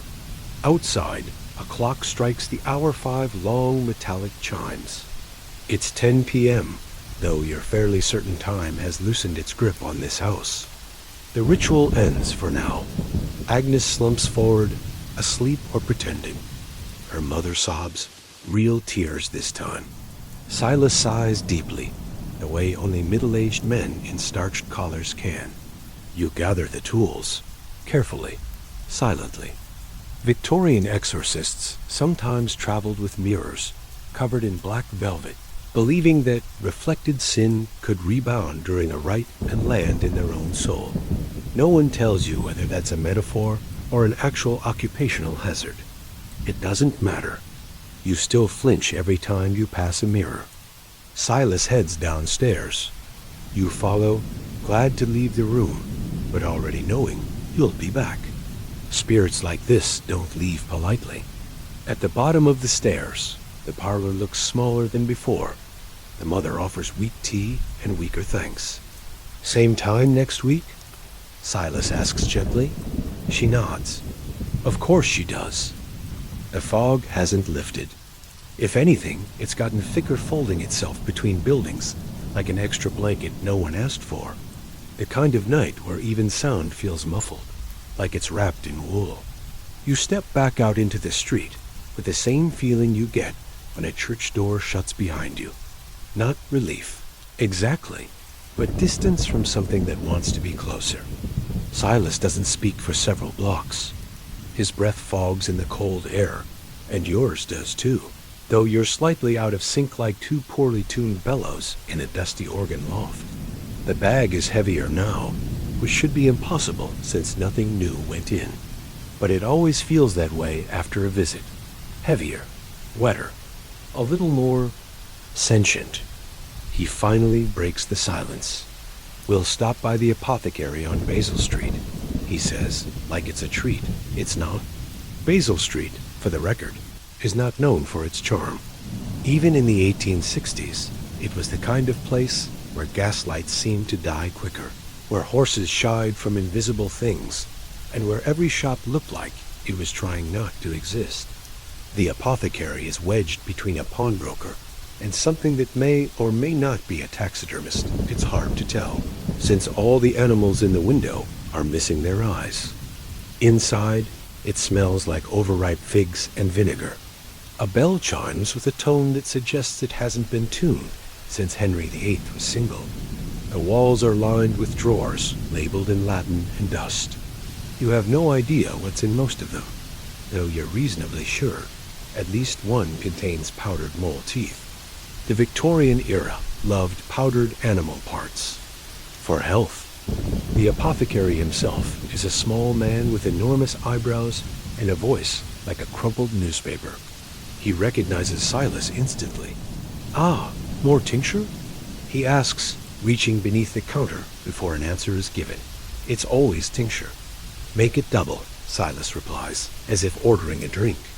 You hover by a shelf labeled essences. Your nose itches. You sneeze. 3 small tins fall over. The apothecary doesn't even flinch. As he measures out a foul-looking syrup into a green bottle, he mutters, "You know, some say spiritual interference is just a misalignment of humors. Nothing divine about it. Just too much black bile." He chuckles as if this is a joke. Or a confession. Historians still debate whether Victorian exorcists truly believed they were casting out spirits, or whether they were simply applying the only language they had for madness. Back then, the line between theology and medicine was less a boundary and more a smudge. You pay in coins that smell like pipe smoke and old leather. Back out into the fog again. You still haven't eaten. Your stomach grumbles so loudly a passing constable looks at you suspiciously. You attempt to look innocent and non-possessed. A weird tidbit. In 1864, a London preacher attempted to patent a device that could detect sin by analyzing fluctuations in temperature and pupil dilation. It was shaped like a hat. It was never approved. Silas stops outside a boarding house with cracked windows and a sign that says hot porridge served nightly, spirits tolerated. You both rent rooms here, separate ones, thankfully, as he snores like someone trying to argue with God in his sleep. Your room is up 3 flights of stairs that creak in different languages.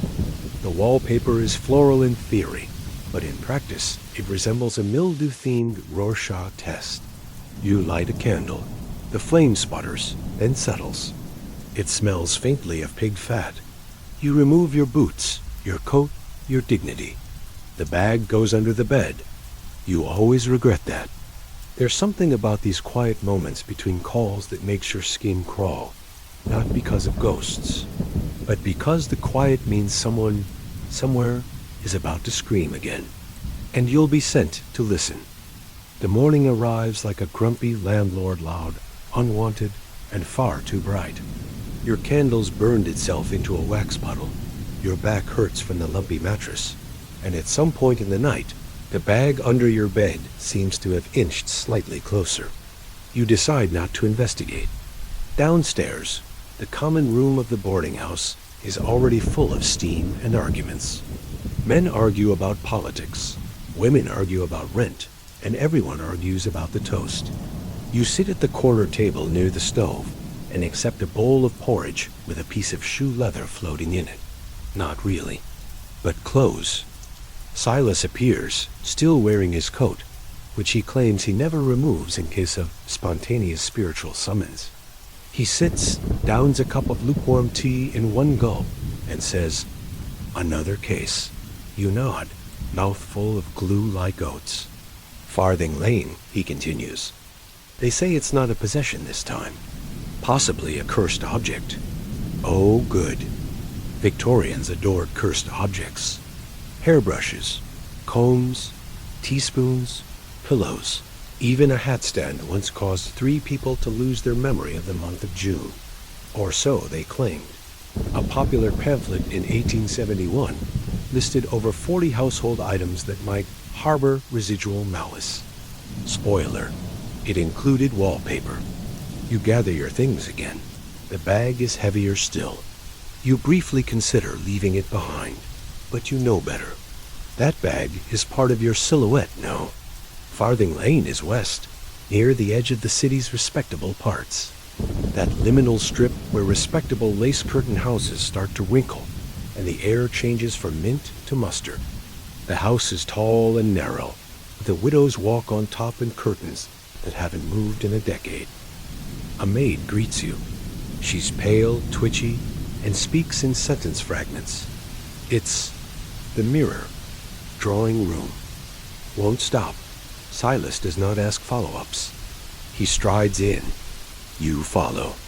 The mirror is grand, gilded frame, cracked slightly in one corner, like a stress fracture.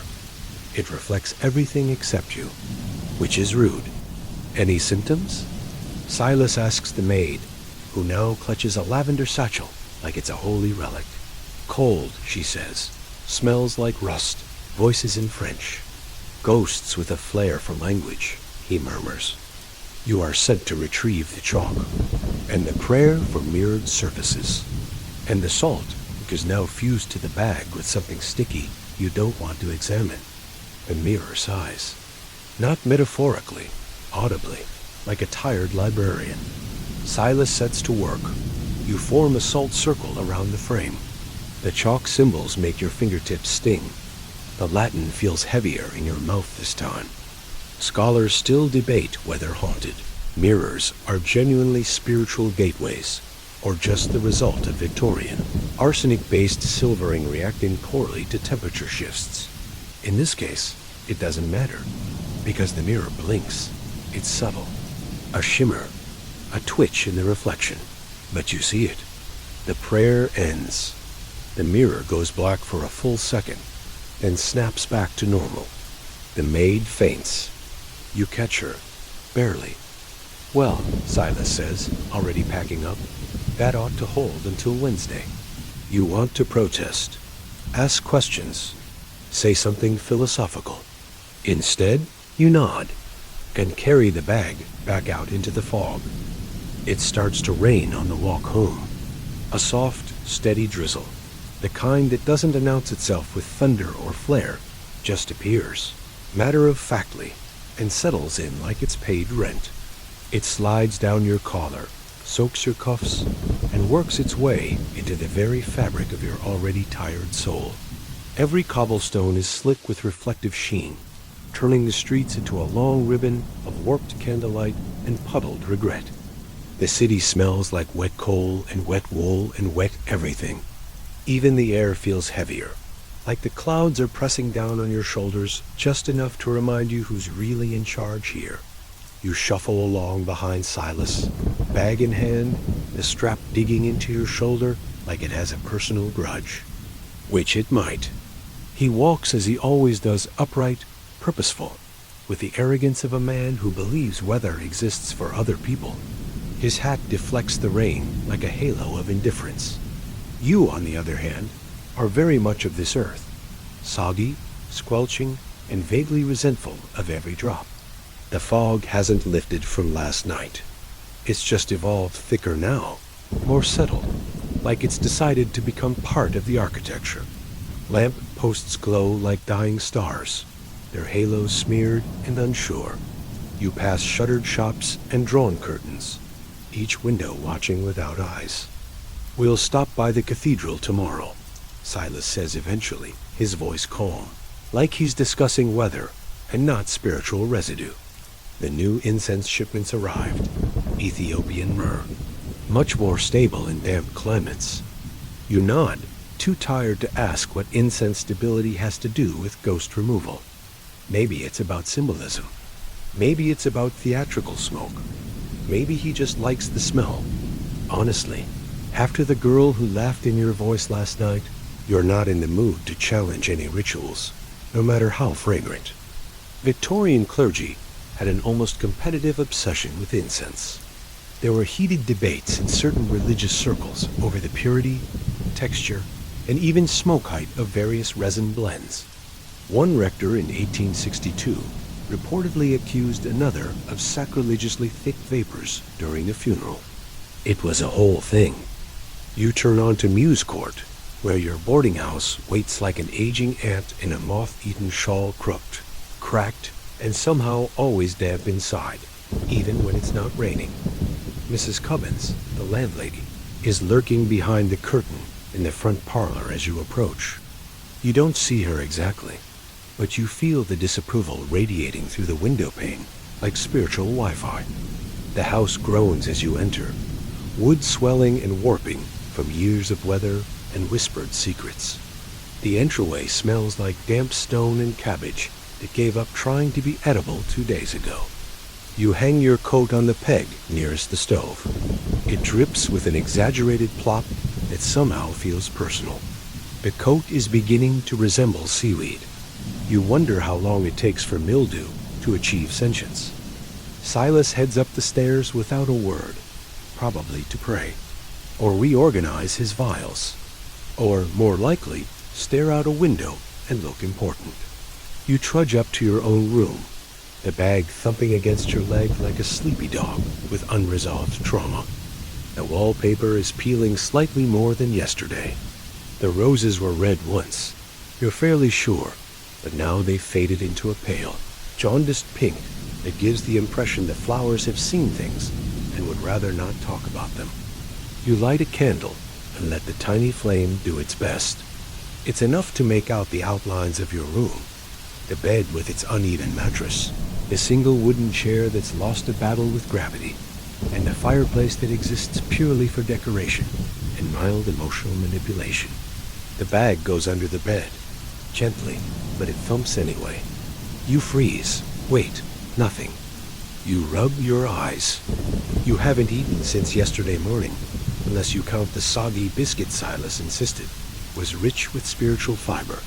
Your stomach makes a noise that sounds like a creaky door being opened in protest. There's a knock on your wall, not your door. The wall.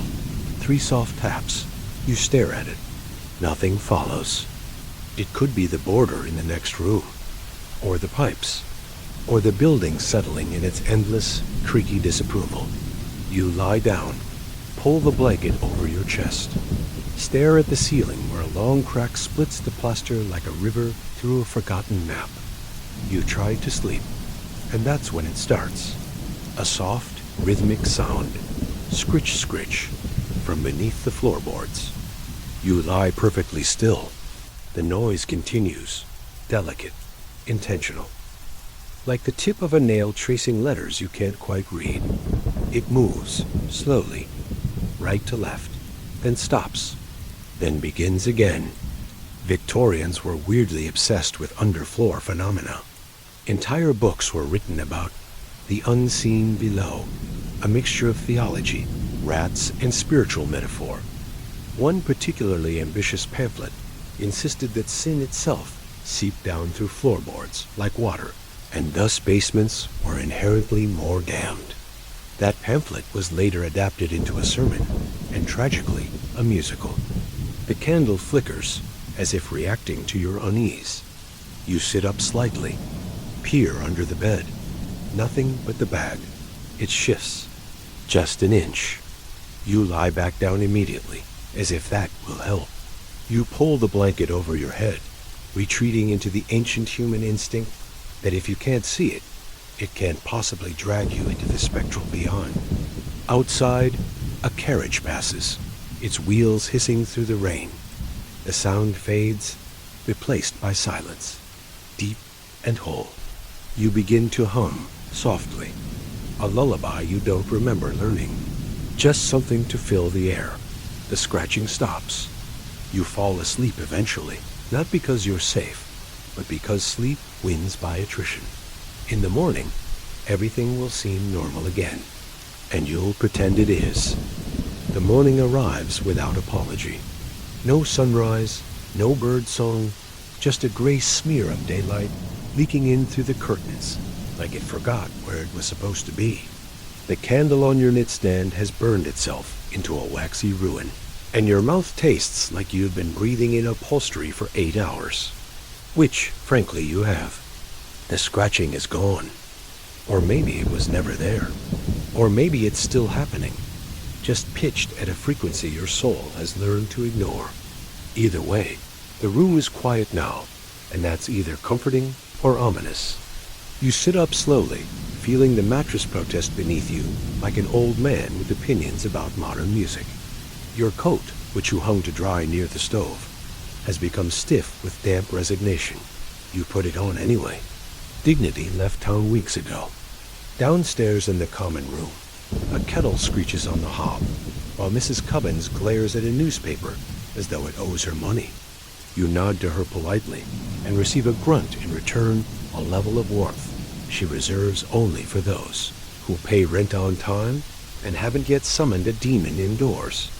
The table by the hearth is occupied by a man playing solitaire with half a deck and a toddler's level of rules. He nods. You nod. This is how friendships begin in London. Mutual acknowledgement of mutual suffering. Breakfast arrives in the form of something that may have once been porridge, but has since evolved into a sentient gray paste. You eat it anyway. It's hot, and your standards are low. Silas arrives as you're scraping the last of it from the bowl. He looks perfectly composed, as always clean, pressed, and utterly unbothered by the idea that your boots still squish when you walk. He sips his tea. No sugar, no milk. Just black and bitter. We've been asked to call on St. Periel's, he says, as though commenting on the weather. You blink. Another girl? He shakes his head. Haunted organ. Of course, haunted organ. As one does. St. Periel's sits tucked in a part of the city that once aspired to wealth, but settled comfortably into the shabby gentility of crumbling brick and soot-stained stone.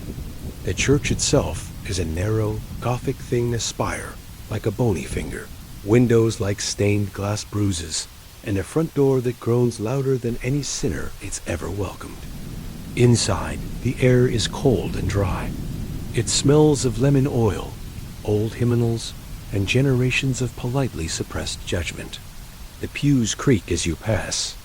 The altar flickers with the dim light of beeswax candles, and the shadows stretch long across the flagstone floor. The vicar greets you with the haunted look of a man who's tried reason, prayer, and finally threats, and has now turned to you as a last resort. He's tall, hollow-eyed, and dressed like a man who never fully unpacked from seminary. It's the organ, he whispers.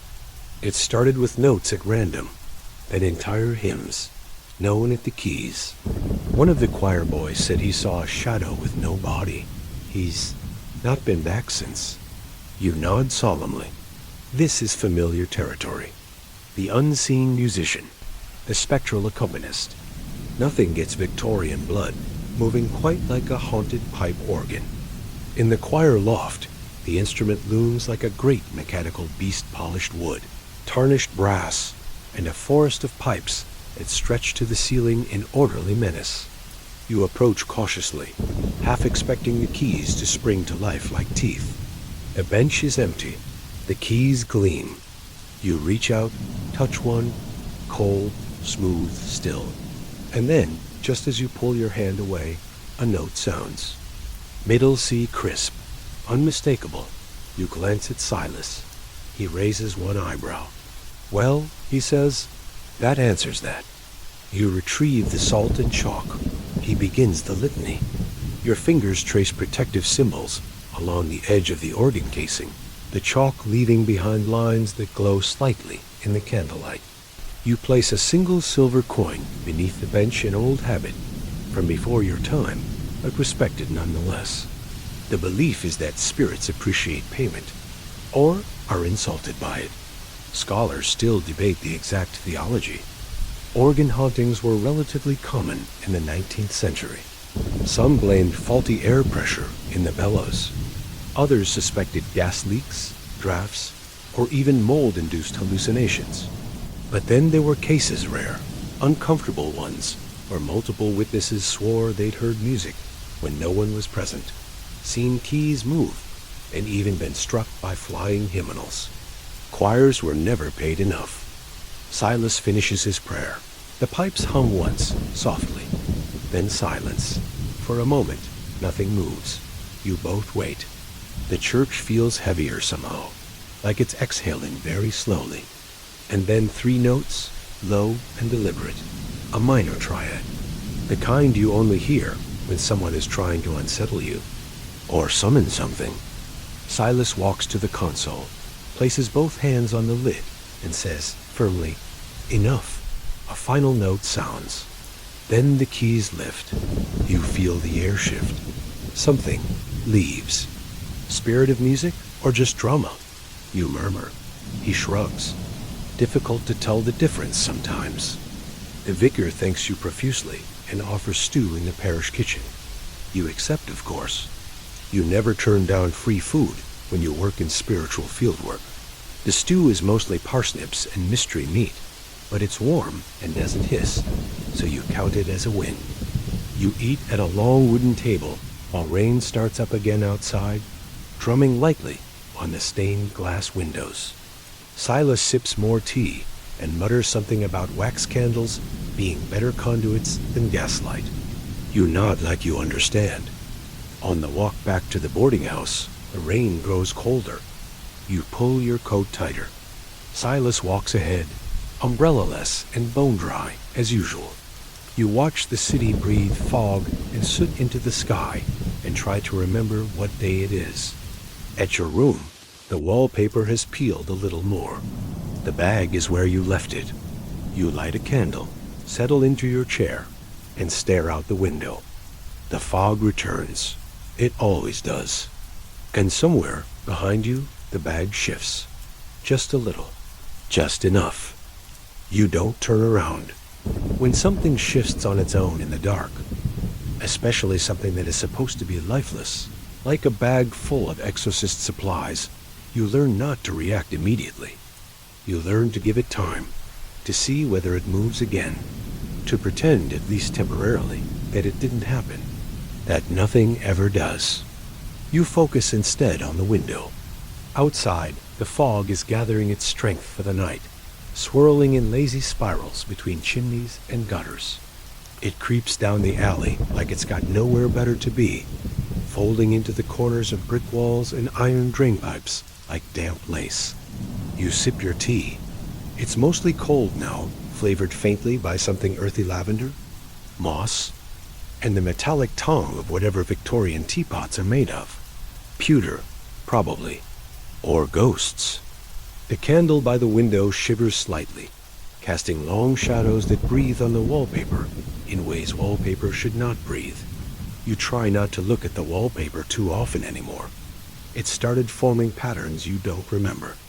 Not just peeling now. Rearranging. Maybe that's what happens when you bring your work home in a bag that may or may not snore softly in its sleep. Then there's a knock. Not the loud kind. Not a visitor. Just 3 soft taps, deliberate, unfussy on the wall, between your room and the one next door. You freeze. A moment passes. Then 3 more knocks, further down. The hallway, maybe. Then silence. You wait, but nothing else comes. No footsteps, no voices. Just the wind rattling the loose pane in your window. You try to shrug it off. You've seen stranger things yesterday, for example. The time before that, even stranger. Victorian boarding houses have always had reputations for these things. Creaks in the walls, vanishing tenants, the occasional bloodstain that refuses to stay scrubbed. It's part of the ambience. Some people pay extra for it. Still, you light a second candle, just in case.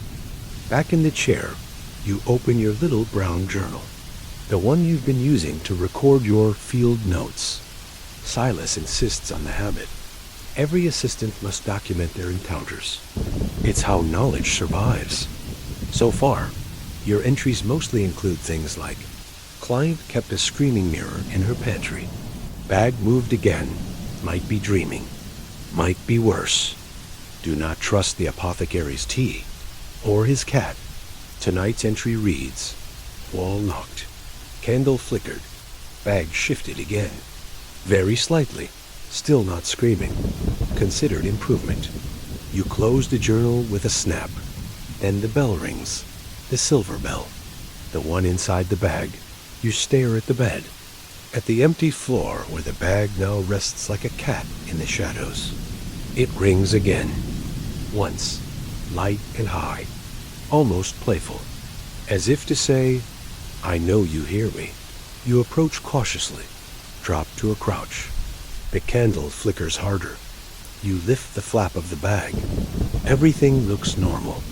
Except, of course, for the fact that nothing has been touched, and yet the bell lies there, still vibrating from its own motion.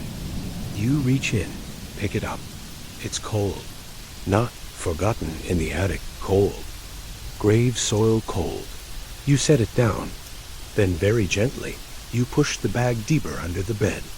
You whisper something soft and vaguely Latin in its direction. Just enough to sound like a lullaby. Just enough to signal, not tonight. The wallpaper crackles. You get into bed fully clothed, boots and all, blanket up to your chin like a child, pretending the world stops at the edge of a mattress. The candle burns lower. You count your breaths. 5 in, 5 out. Eventually, the house settles. Eventually, the scratching stops. Eventually, you sleep. You wake in the dark. No idea what time it is. The window's gone black. The candle's out. You don't remember drifting off, but something must have happened. Some small trick of the body letting the brain escape for a little while. But something is off. The bag is open. You didn't leave it that way. You know you didn't. From where you lie, you can see just a sliver of it beneath the bed flap folded back. A faint glint of brass from the crucifix zipper. Something else too. Something soft and pale near the edge. Almost like, no, not a hand. Not that. You blink. Look again. It's gone. You sit up slowly, cold air wrapping around your spine like a ribbon. The silence is absolute. No night carts. No river traffic. Not even the soft murmur of Mrs. Cubbins arguing with the kettle downstairs. Just the creak of your mattress. And your breathing. And then 3 more knocks. Not on the wall this time. On the floorboards. Directly beneath your bed. Your breath stops. The bag shifts. Ever so slightly. Just enough. You don't speak. You don't move. Instead, you lean back into the pillow. Close your eyes. Maybe it's nothing. Maybe it's just the house. Maybe it's the bag reminding you who really runs this job. Victorian exorcists rarely traveled alone for this very reason. The line between carrying the tools and being carried by them is thin, blurred, and not always polite enough to ask permission. Several journals from the 1870s reference the bleed, a term used when hauntings followed the practitioner home and politely unpacked themselves beneath the bed. There were no clear cures, just stronger locks, and sometimes deeper cellars. Eventually, sleep drags you back under like a slow-moving tide. The bag doesn't shift again, but the candle, unlit, still casts a shadow. The next morning brings another polite drizzle and the unmistakable sense that the city is still chewing on last night's leftover tension. You come downstairs to find Silas already seated at the breakfast table, deeply engaged in battle with a dense slice of toast. He gestures to the seat across from him without looking up. Another request. he says through a mouthful of bread.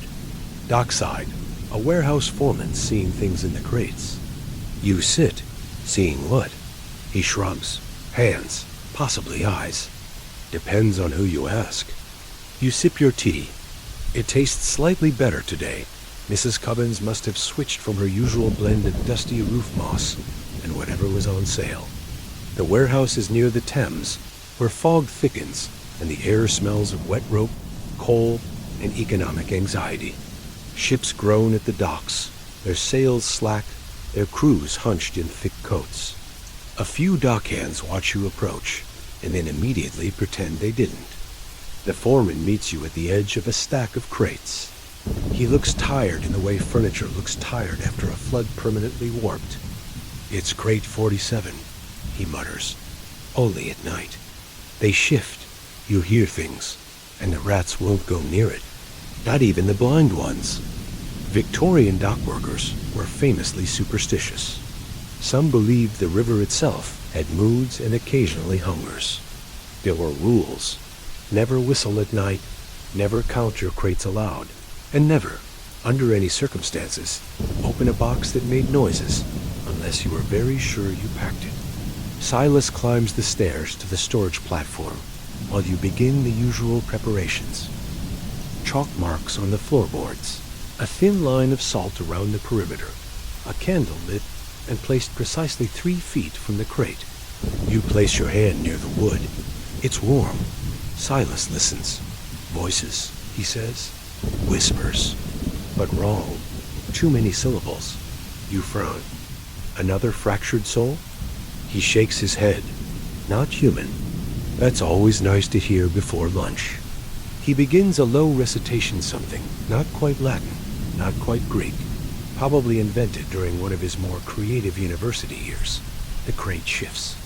Just a little. The lid groans. You grip the bell, not to ring it, just in case it wants to ring itself again. The air inside the warehouse changes. Heavier, like someone opened a door to a room where all the air had been waiting. A soft scraping begins inside the crate. Claws? Nails? No, not scraping. Writing. The foreman edges back, muttering something about finding a different career, possibly in Wales. Silas reaches the end of his incantation and presses his palm to the crate. There's a sound like a sigh, but deeper. Too low to be human. It resonates through your ribs and makes your teeth ache. And then silence. The crate stops moving. Just stillness. Should be fine now, Silas says, brushing off his sleeves like he just adjusted a crooked painting. You nod, because what else is there to do? Questioning it only leads to more explanations, and explanations lead to Latin. You pack up. The foreman thanks you with the enthusiasm of someone still trying to decide whether to report this or pretend it never happened. Back at the boarding house, you hang your coat. You check your room. The bag is still there. The wallpaper has peeled just a little more. You light a candle. Watch the flame. Try to remember if it always flickered that way. And far below the floorboards, something breathes. You awaken late, and it takes a moment to be sure you're truly awake. There's a hazy seam between dream and morning, and today it feels particularly thin, like the veil hasn't had its coffee yet. Light leaks in through the window, diluted and vague, a color somewhere between pewter and regret. The candle has burned itself into a puddle of wax, and now traps a small fly like a saint caught in amber. The bag, mercifully, is closed again. You don't remember doing that. Outside your window, the street sounds begin to return. A carriage wheel groaning, boots on stone, a dog barking like it's lost its theological argument with a cat. Normal city noises. Earthly things. You sit up, stretch, and immediately regret it. Something cracks audibly in your neck. You rotate your shoulders and try not to think about what or who you dreamed about. The dream is already slipping away, but there's the memory of a staircase. Endless, crumbling. A woman in white, faceless, whispering your name without a mouth. You shake it off. Downstairs, breakfast is porridge again. You can tell by the texture alone that it was cooked long before it was intended to be eaten. Mrs. Cummins has added cinnamon this morning, possibly to simulate cheer. It's not working. You eat it anyway.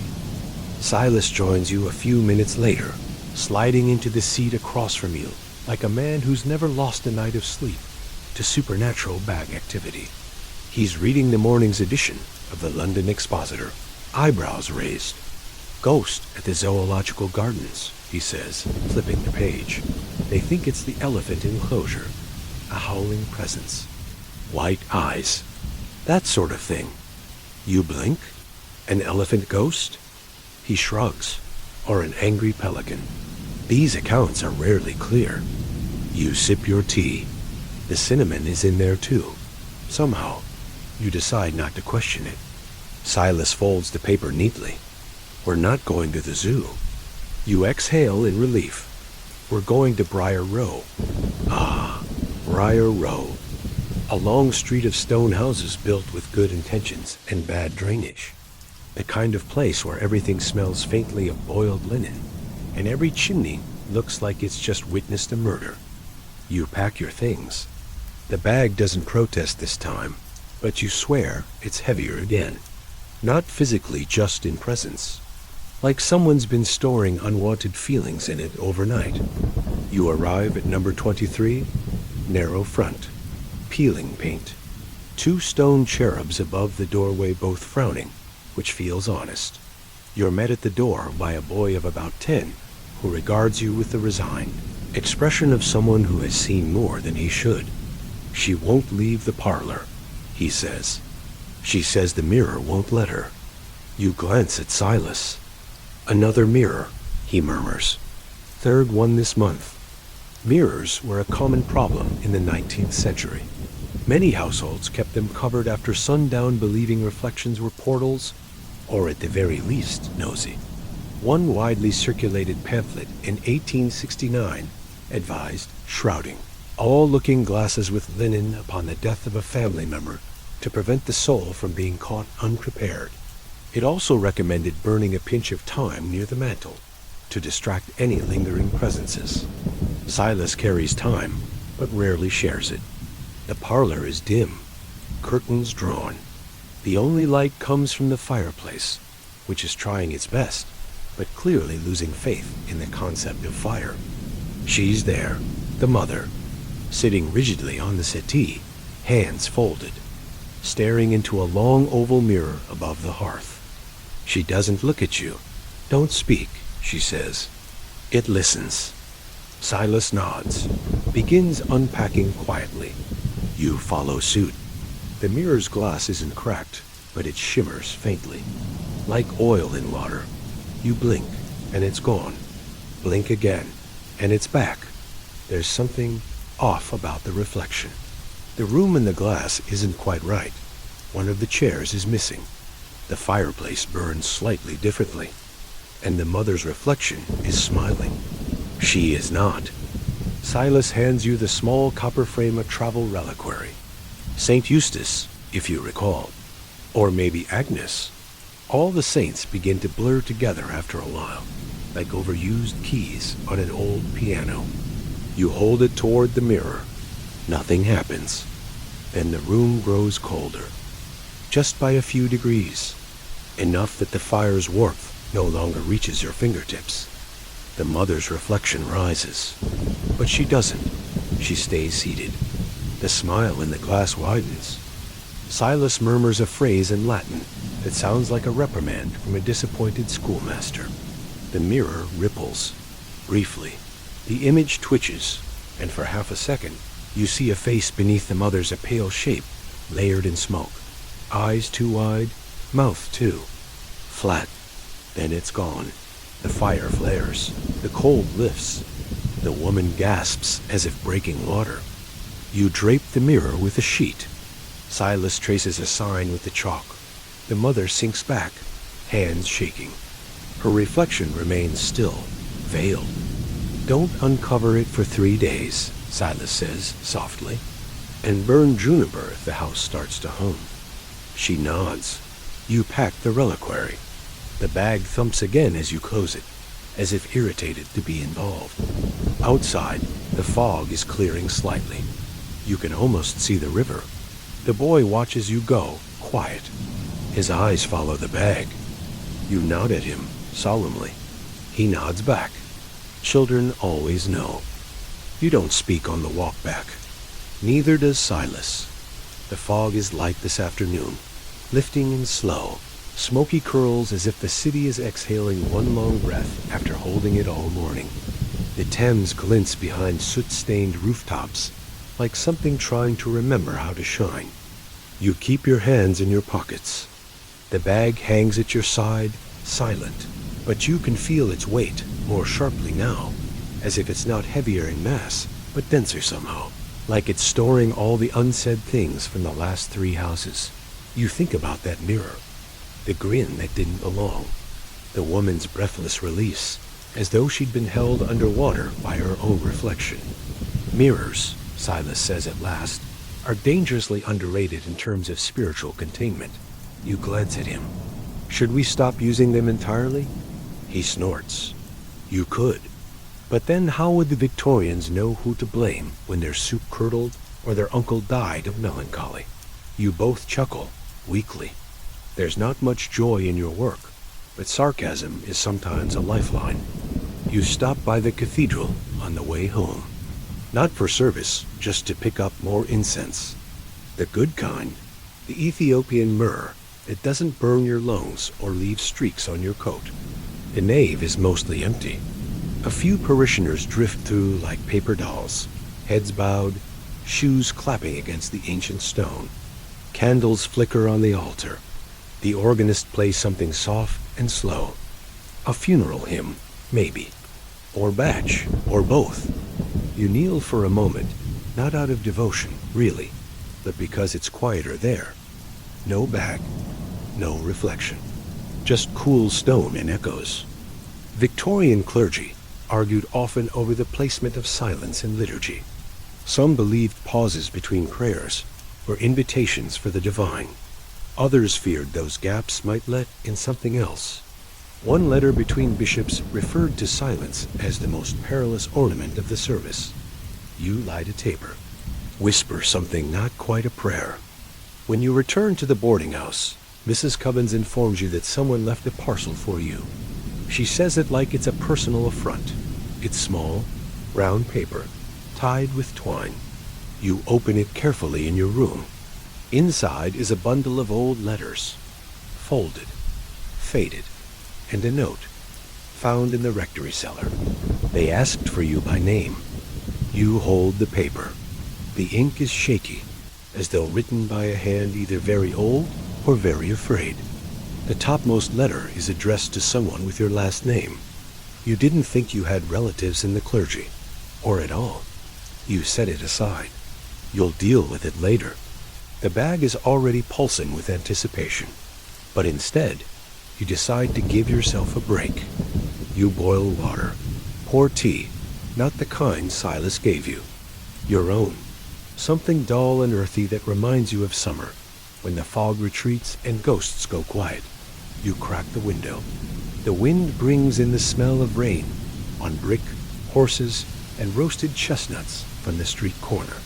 You sit by the window, bag out of sight, the letters on the desk, the candle steady, and for the first time in days, you feel still, almost human, until you notice something across the street, in the 3rd-story window of the tailor's building. A face, not moving, just watching, eyes dark, expression blank, gone when you blink. You stare, wait, nothing.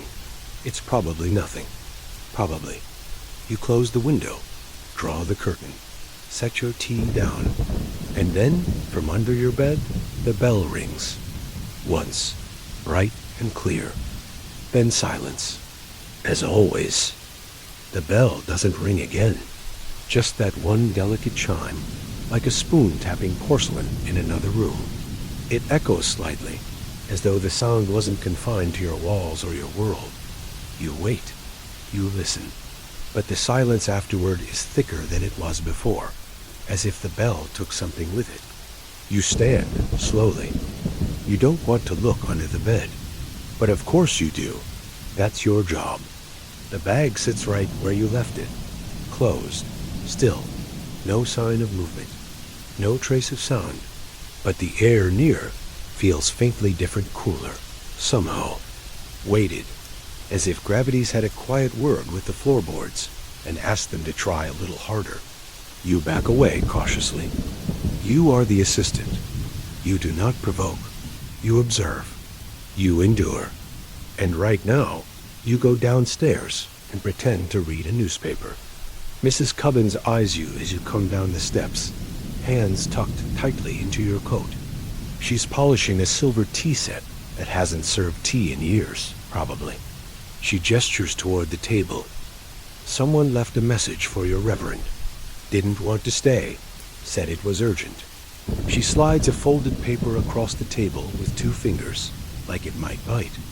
You open it. 4 words, written in clean, thin script. Come before she speaks. You read it twice. There's no name. Just an address. Sparrow Hill. That's in the southeast quarter, near the cemetery. A quiet place. Small houses, no shops. Just long hedgerows and chimney stacks. The kind of place where nothing should happen. And when it does, no one believes you. You fold the paper and tuck it into your coat. Silas is out, but you've done enough work alone lately to be promoted to marginally trusted. You'll go. The bag, reluctantly, goes with you. Sparrow Hill is almost picturesque if you squint past the crumbling fences and overgrown ivy. The air smells like wet leaves and wood smoke. The house at the given address is a tall, narrow thing, slightly crooked. Its windows are dark, curtains drawn. A crow watches you from the chimney, silent and severe. You knock. Wait. Nothing. You knock again. A young woman opens the door. Barely 20. Pale. Sleep-starved. She says nothing, just stares at you with eyes that have clearly run out of tears. Is it your sister? You ask quietly. She nods. She hasn't spoken in 3 days, she whispers. Not until this morning. Now she won't stop. You follow her inside. The parlor is sparse, cold, smells faintly of soap and something metallic. You hear the voice before you see her. In the next room, a girl is speaking. Not loudly, not angrily, just dot, constantly. A low stream of words, continuous, even, without emotion or pause, as if someone's reading from a very long list they didn't write. You step through the doorway. The girl, 15, maybe 16, is sitting on the floor, knees drawn to her chest. Her eyes are closed. Her mouth moves steadily. The words don't belong to her. They're not even in one language. Latin, you think, then French, then something older. Something that scratches your brain as it passes through your ears. The sister crosses herself in the corner. She doesn't breathe between them, she says. She just keeps going, like she's being poured through. Silas's instructions ring in your head. Do not engage. Do not echo. Do not finish their sentences. You open the bag. Holy water, incense, salt. You lay them out in a quiet rhythm. The words continue, faster now, still emotionless. You light the incense. The smoke curls toward her like it's listening. You lay the chalk symbols, one beneath her feet, one over the threshold, and then she stops, mid-sentence, just silence. You hold your breath, her eyes open. They are not surprised. She looks directly at you, and in perfect, unaccented English says, "You're the one with the bag." You freeze. The sister gasps. You kneel, slowly. "What's inside?" the girl asks. It remembers me. You close the flap of the bag, firmly. That's not for you. She tilts her head, smiles faintly, then says, in a voice much older than her face, "We spoke once. Beneath the house on Ash Lane. You were smaller then. You have never been to Ash Lane, not consciously. The girl blinks, and then she collapses, limp, breathing, but asleep. You stay with her until her breathing evens out, until the cadence of that otherworldly stream fades from the room like heat leaving stone. The sister is crying now, quietly, relief, maybe, or fear. You never ask. You leave a sprig of wormwood by the hearth, and a prayer to St. Dymphna on the table. Outside, the crow is gone. The air is colder now. As you walk back, the bag feels a little heavier, and you remember something you didn't know you had forgotten. A door beneath a stairwell. A child's hand on your shoulder. A name that was never yours, spoken in the dark. You walk faster, and the bag softly purrs. By the time you return to the boarding house, the sky has darkened into that murky shade of blue that London seems to favor somewhere between ink and bruised velvet. A drizzle is misting down from the rooftops in soft hisses, coating every stone and window in a skin of glistening regret. You hang your coat on the same warped peg, wipe your boots twice out of habit, and pause on the bottom step. There's a silence in the house you don't trust. Not the normal kind, not the everyone's asleep kind. This silence is listening. Mrs. Cubbins isn't in her chair. The common room is empty, save for the fire, which burns low and steady. Too steady. You climb the stairs slowly, each one creaking like it's asking a question. The bag hangs at your side, still and heavy. Your room is dark when you reach it. You left the candle burning. You know you did. You strike a match, slowly. The candle flickers to life. The first thing you notice is the journal on your desk. It's open. You didn't leave it open. And the last entry isn't yours. You approach cautiously, as though the words might leap off the page. Scrawled in a messy, slanted hand, definitely not yours, are 4 words. Not your dream anymore.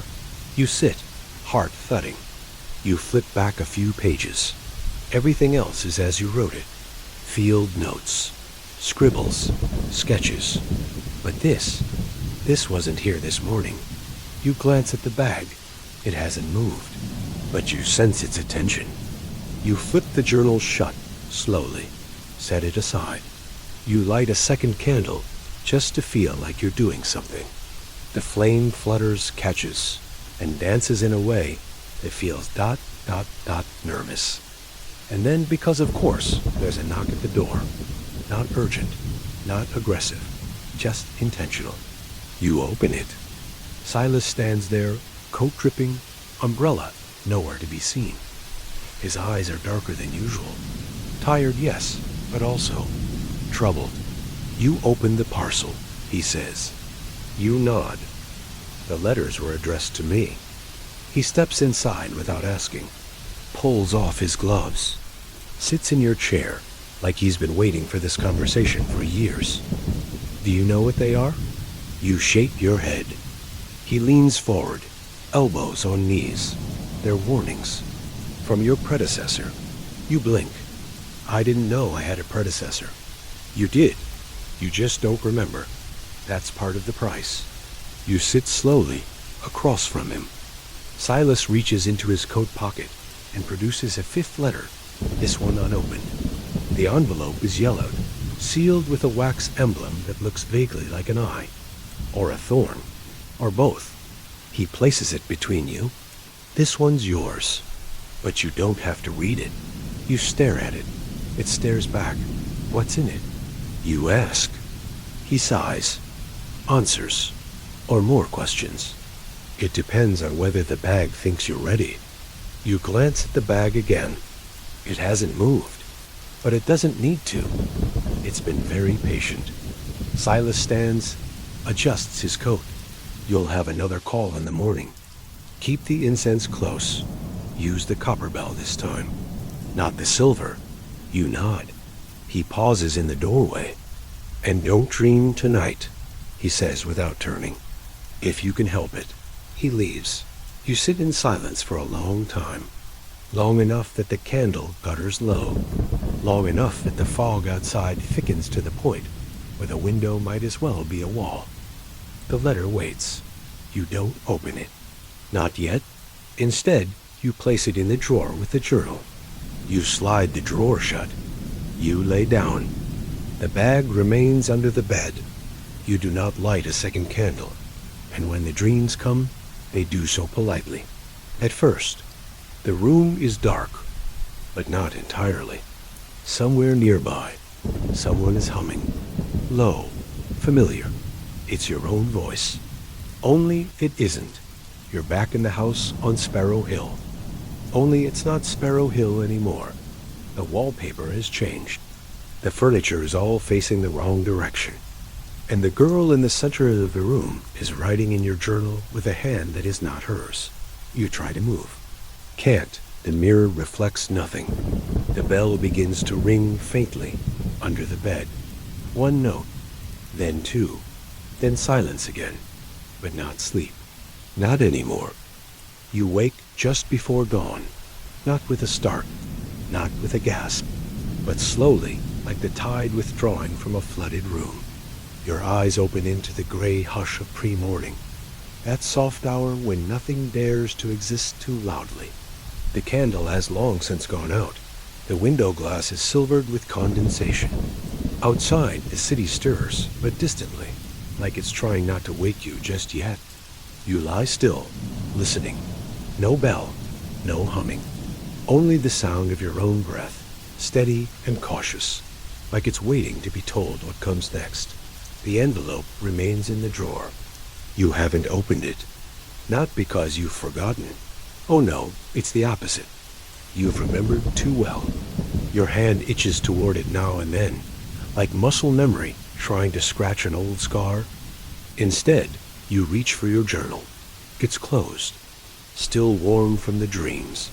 You flip to a blank page, and write, woke before it arrived. May have outrun it, briefly. Then, below it, silver bell must stay buried. At least 3 more nights. You underline that 3 times. Downstairs, the boarding house smells of bread and coal smoke. The others are still asleep, but the city is beginning to uncurl itself from its fog. You find your coat, now less damp than simply resigned to being damp forever, and step outside. The air is cold and sharp enough to make your eyes water. Silas is waiting, as always. He stands by a lamppost, wrapped in that same impossible black coat that never seems to wrinkle or rain stain. His breath puffs white into the dawn, but his expression is unreadable. You approach, wordlessly. He hands you a folded slip of paper. You open it.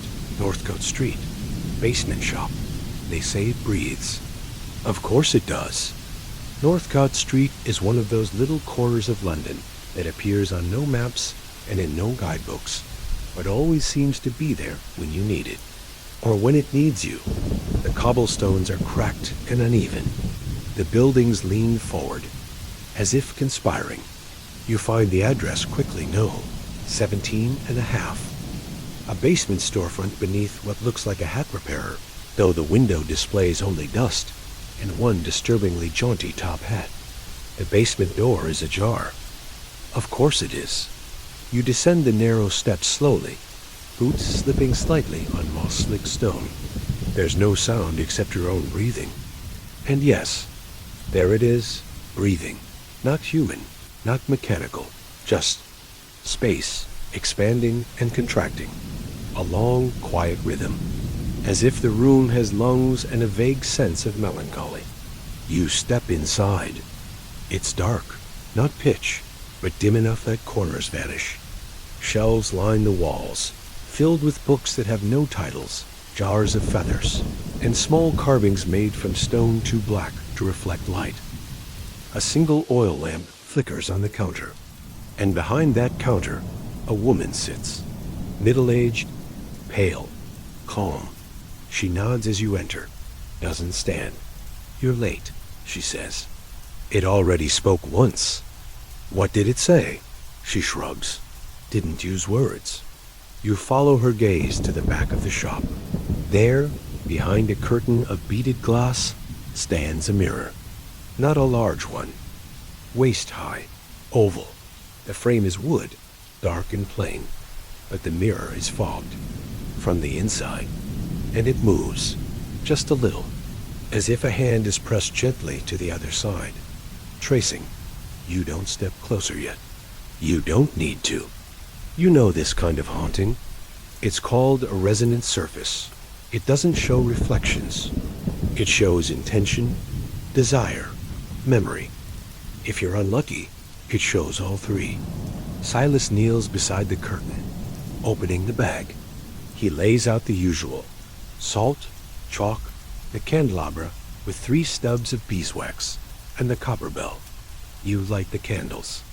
One by one, the mirror inhales. The flame wavers. And then you see it, yourself, but not today's self. Not this you, a younger version. Smaller, simpler, cleaner hands. Eyes not yet afraid of every corner. The reflection smiles. And you don't. Silas doesn't speak. He simply lays a small cloth over the mirror and presses it flat with both hands. The breathing stops. The silence again. You both stand. She won't speak again, the woman says. Not for a while. But when she does, she'll ask for the name she used to have. You nod. You leave a coin on the counter, instinct now, not tradition. Outside, the fog is burning away with the rising sun. You look at Silas.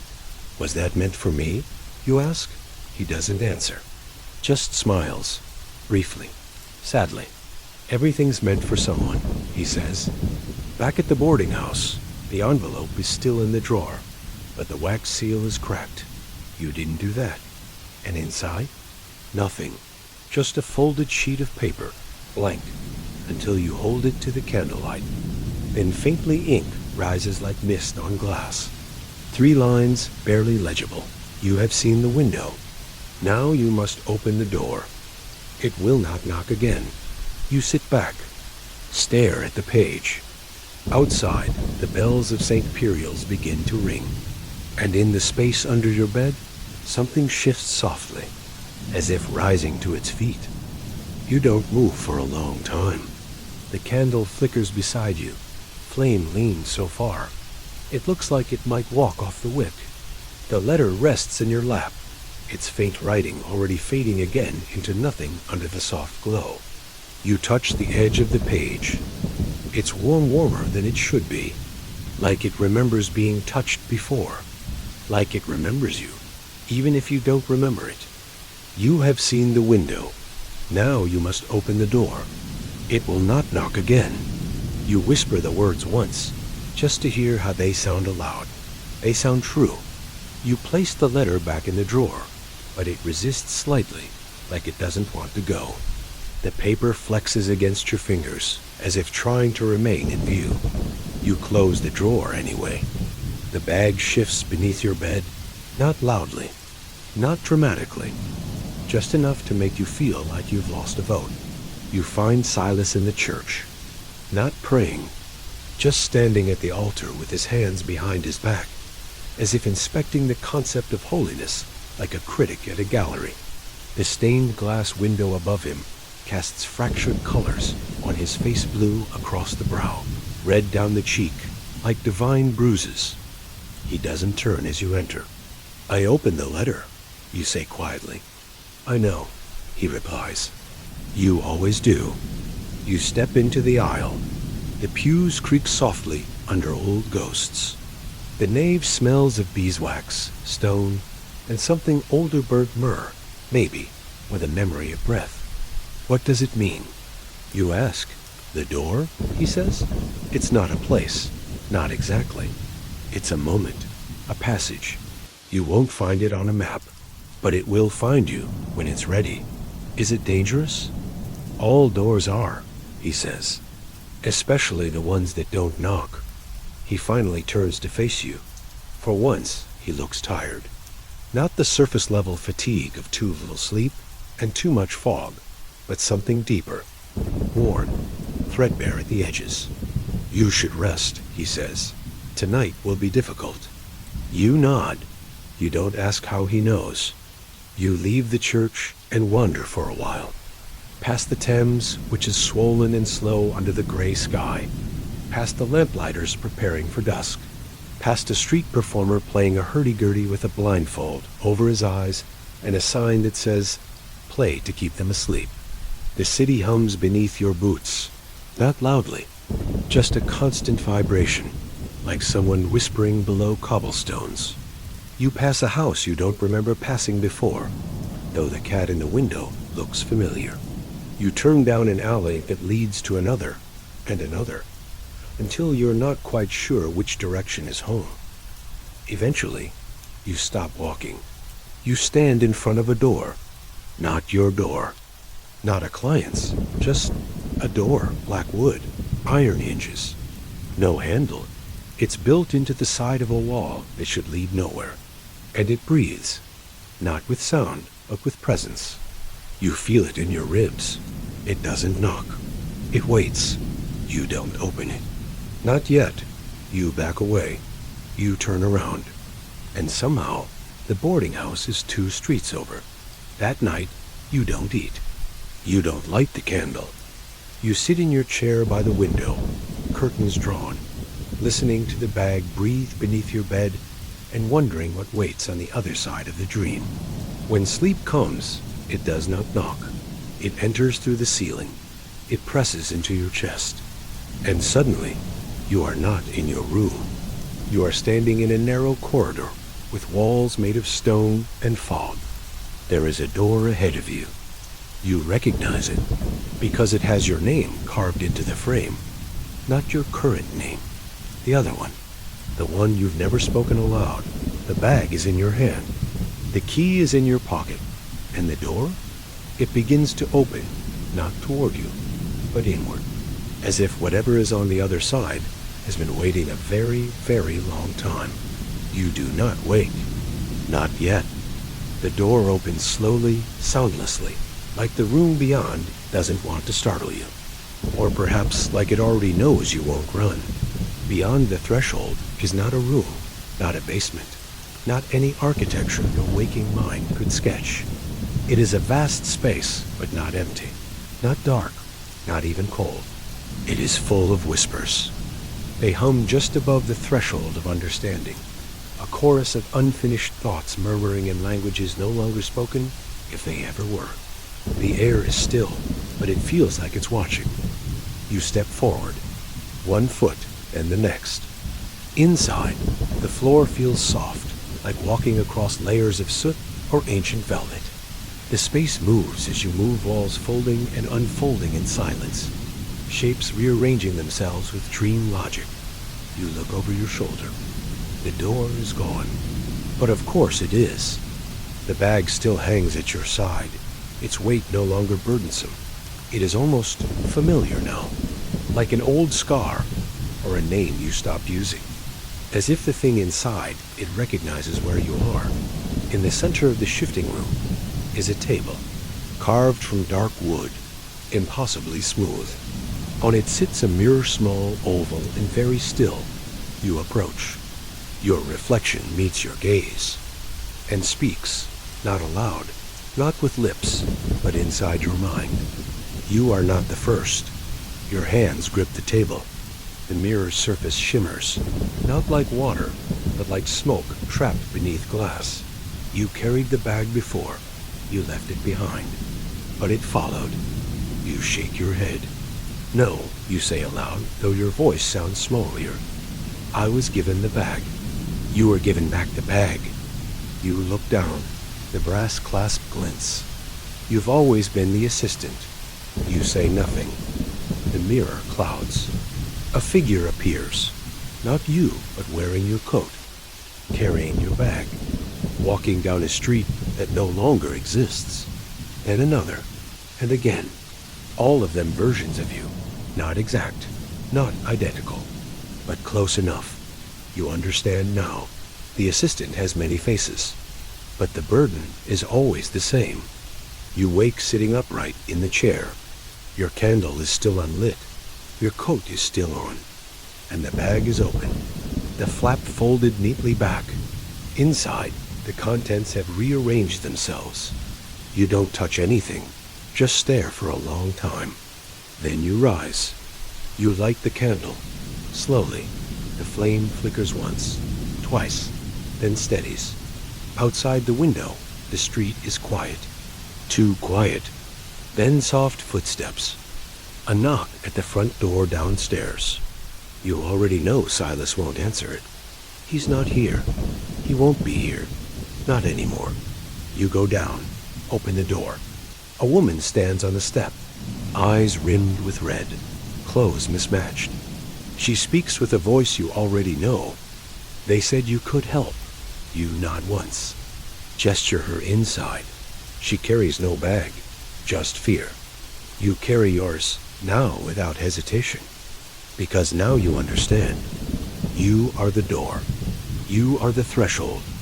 You are the one who stays, so others can walk away. Now the fire is low. The fog is soft, curling along the cobblestones like a sleeping cat, quiet and heavy-limbed. The street outside is nearly empty. One last carriage rumbles past, its wheels whispering over the slick stones. A bell tolls in the distance 3 gentle chimes. You don't know the hour. You don't need to. Inside the boarding house, your room is warmer than usual. The candle burns steady. The wallpaper has stopped shifting. Even the bag beneath your bed is silent now, not empty, but content as if it too understands that for the moment, nothing is chasing you. You stretch your legs beneath the blanket, the weight of your coat still over your shoulders. There's comfort in that heaviness. It reminds you you're still here, still part of this strange world that clings to both shadow and light. Somewhere far off, another letter is being written. Another mirror is turning cloudy, but not tonight. Tonight is still and quiet and safe. Breathe in. Let the air settle into your lungs like the first warmth of tea on a cold morning. Breathe out. Let it carry away the memory of locked doors and things that watched from under the bed. Let yourself drift. The street will still be here when you wake. The fog will come and go, and the bag will wait patiently for the next knock. But for now, for this one night, there are no footsteps, no bells, only sleep. Soft and deep, you're home.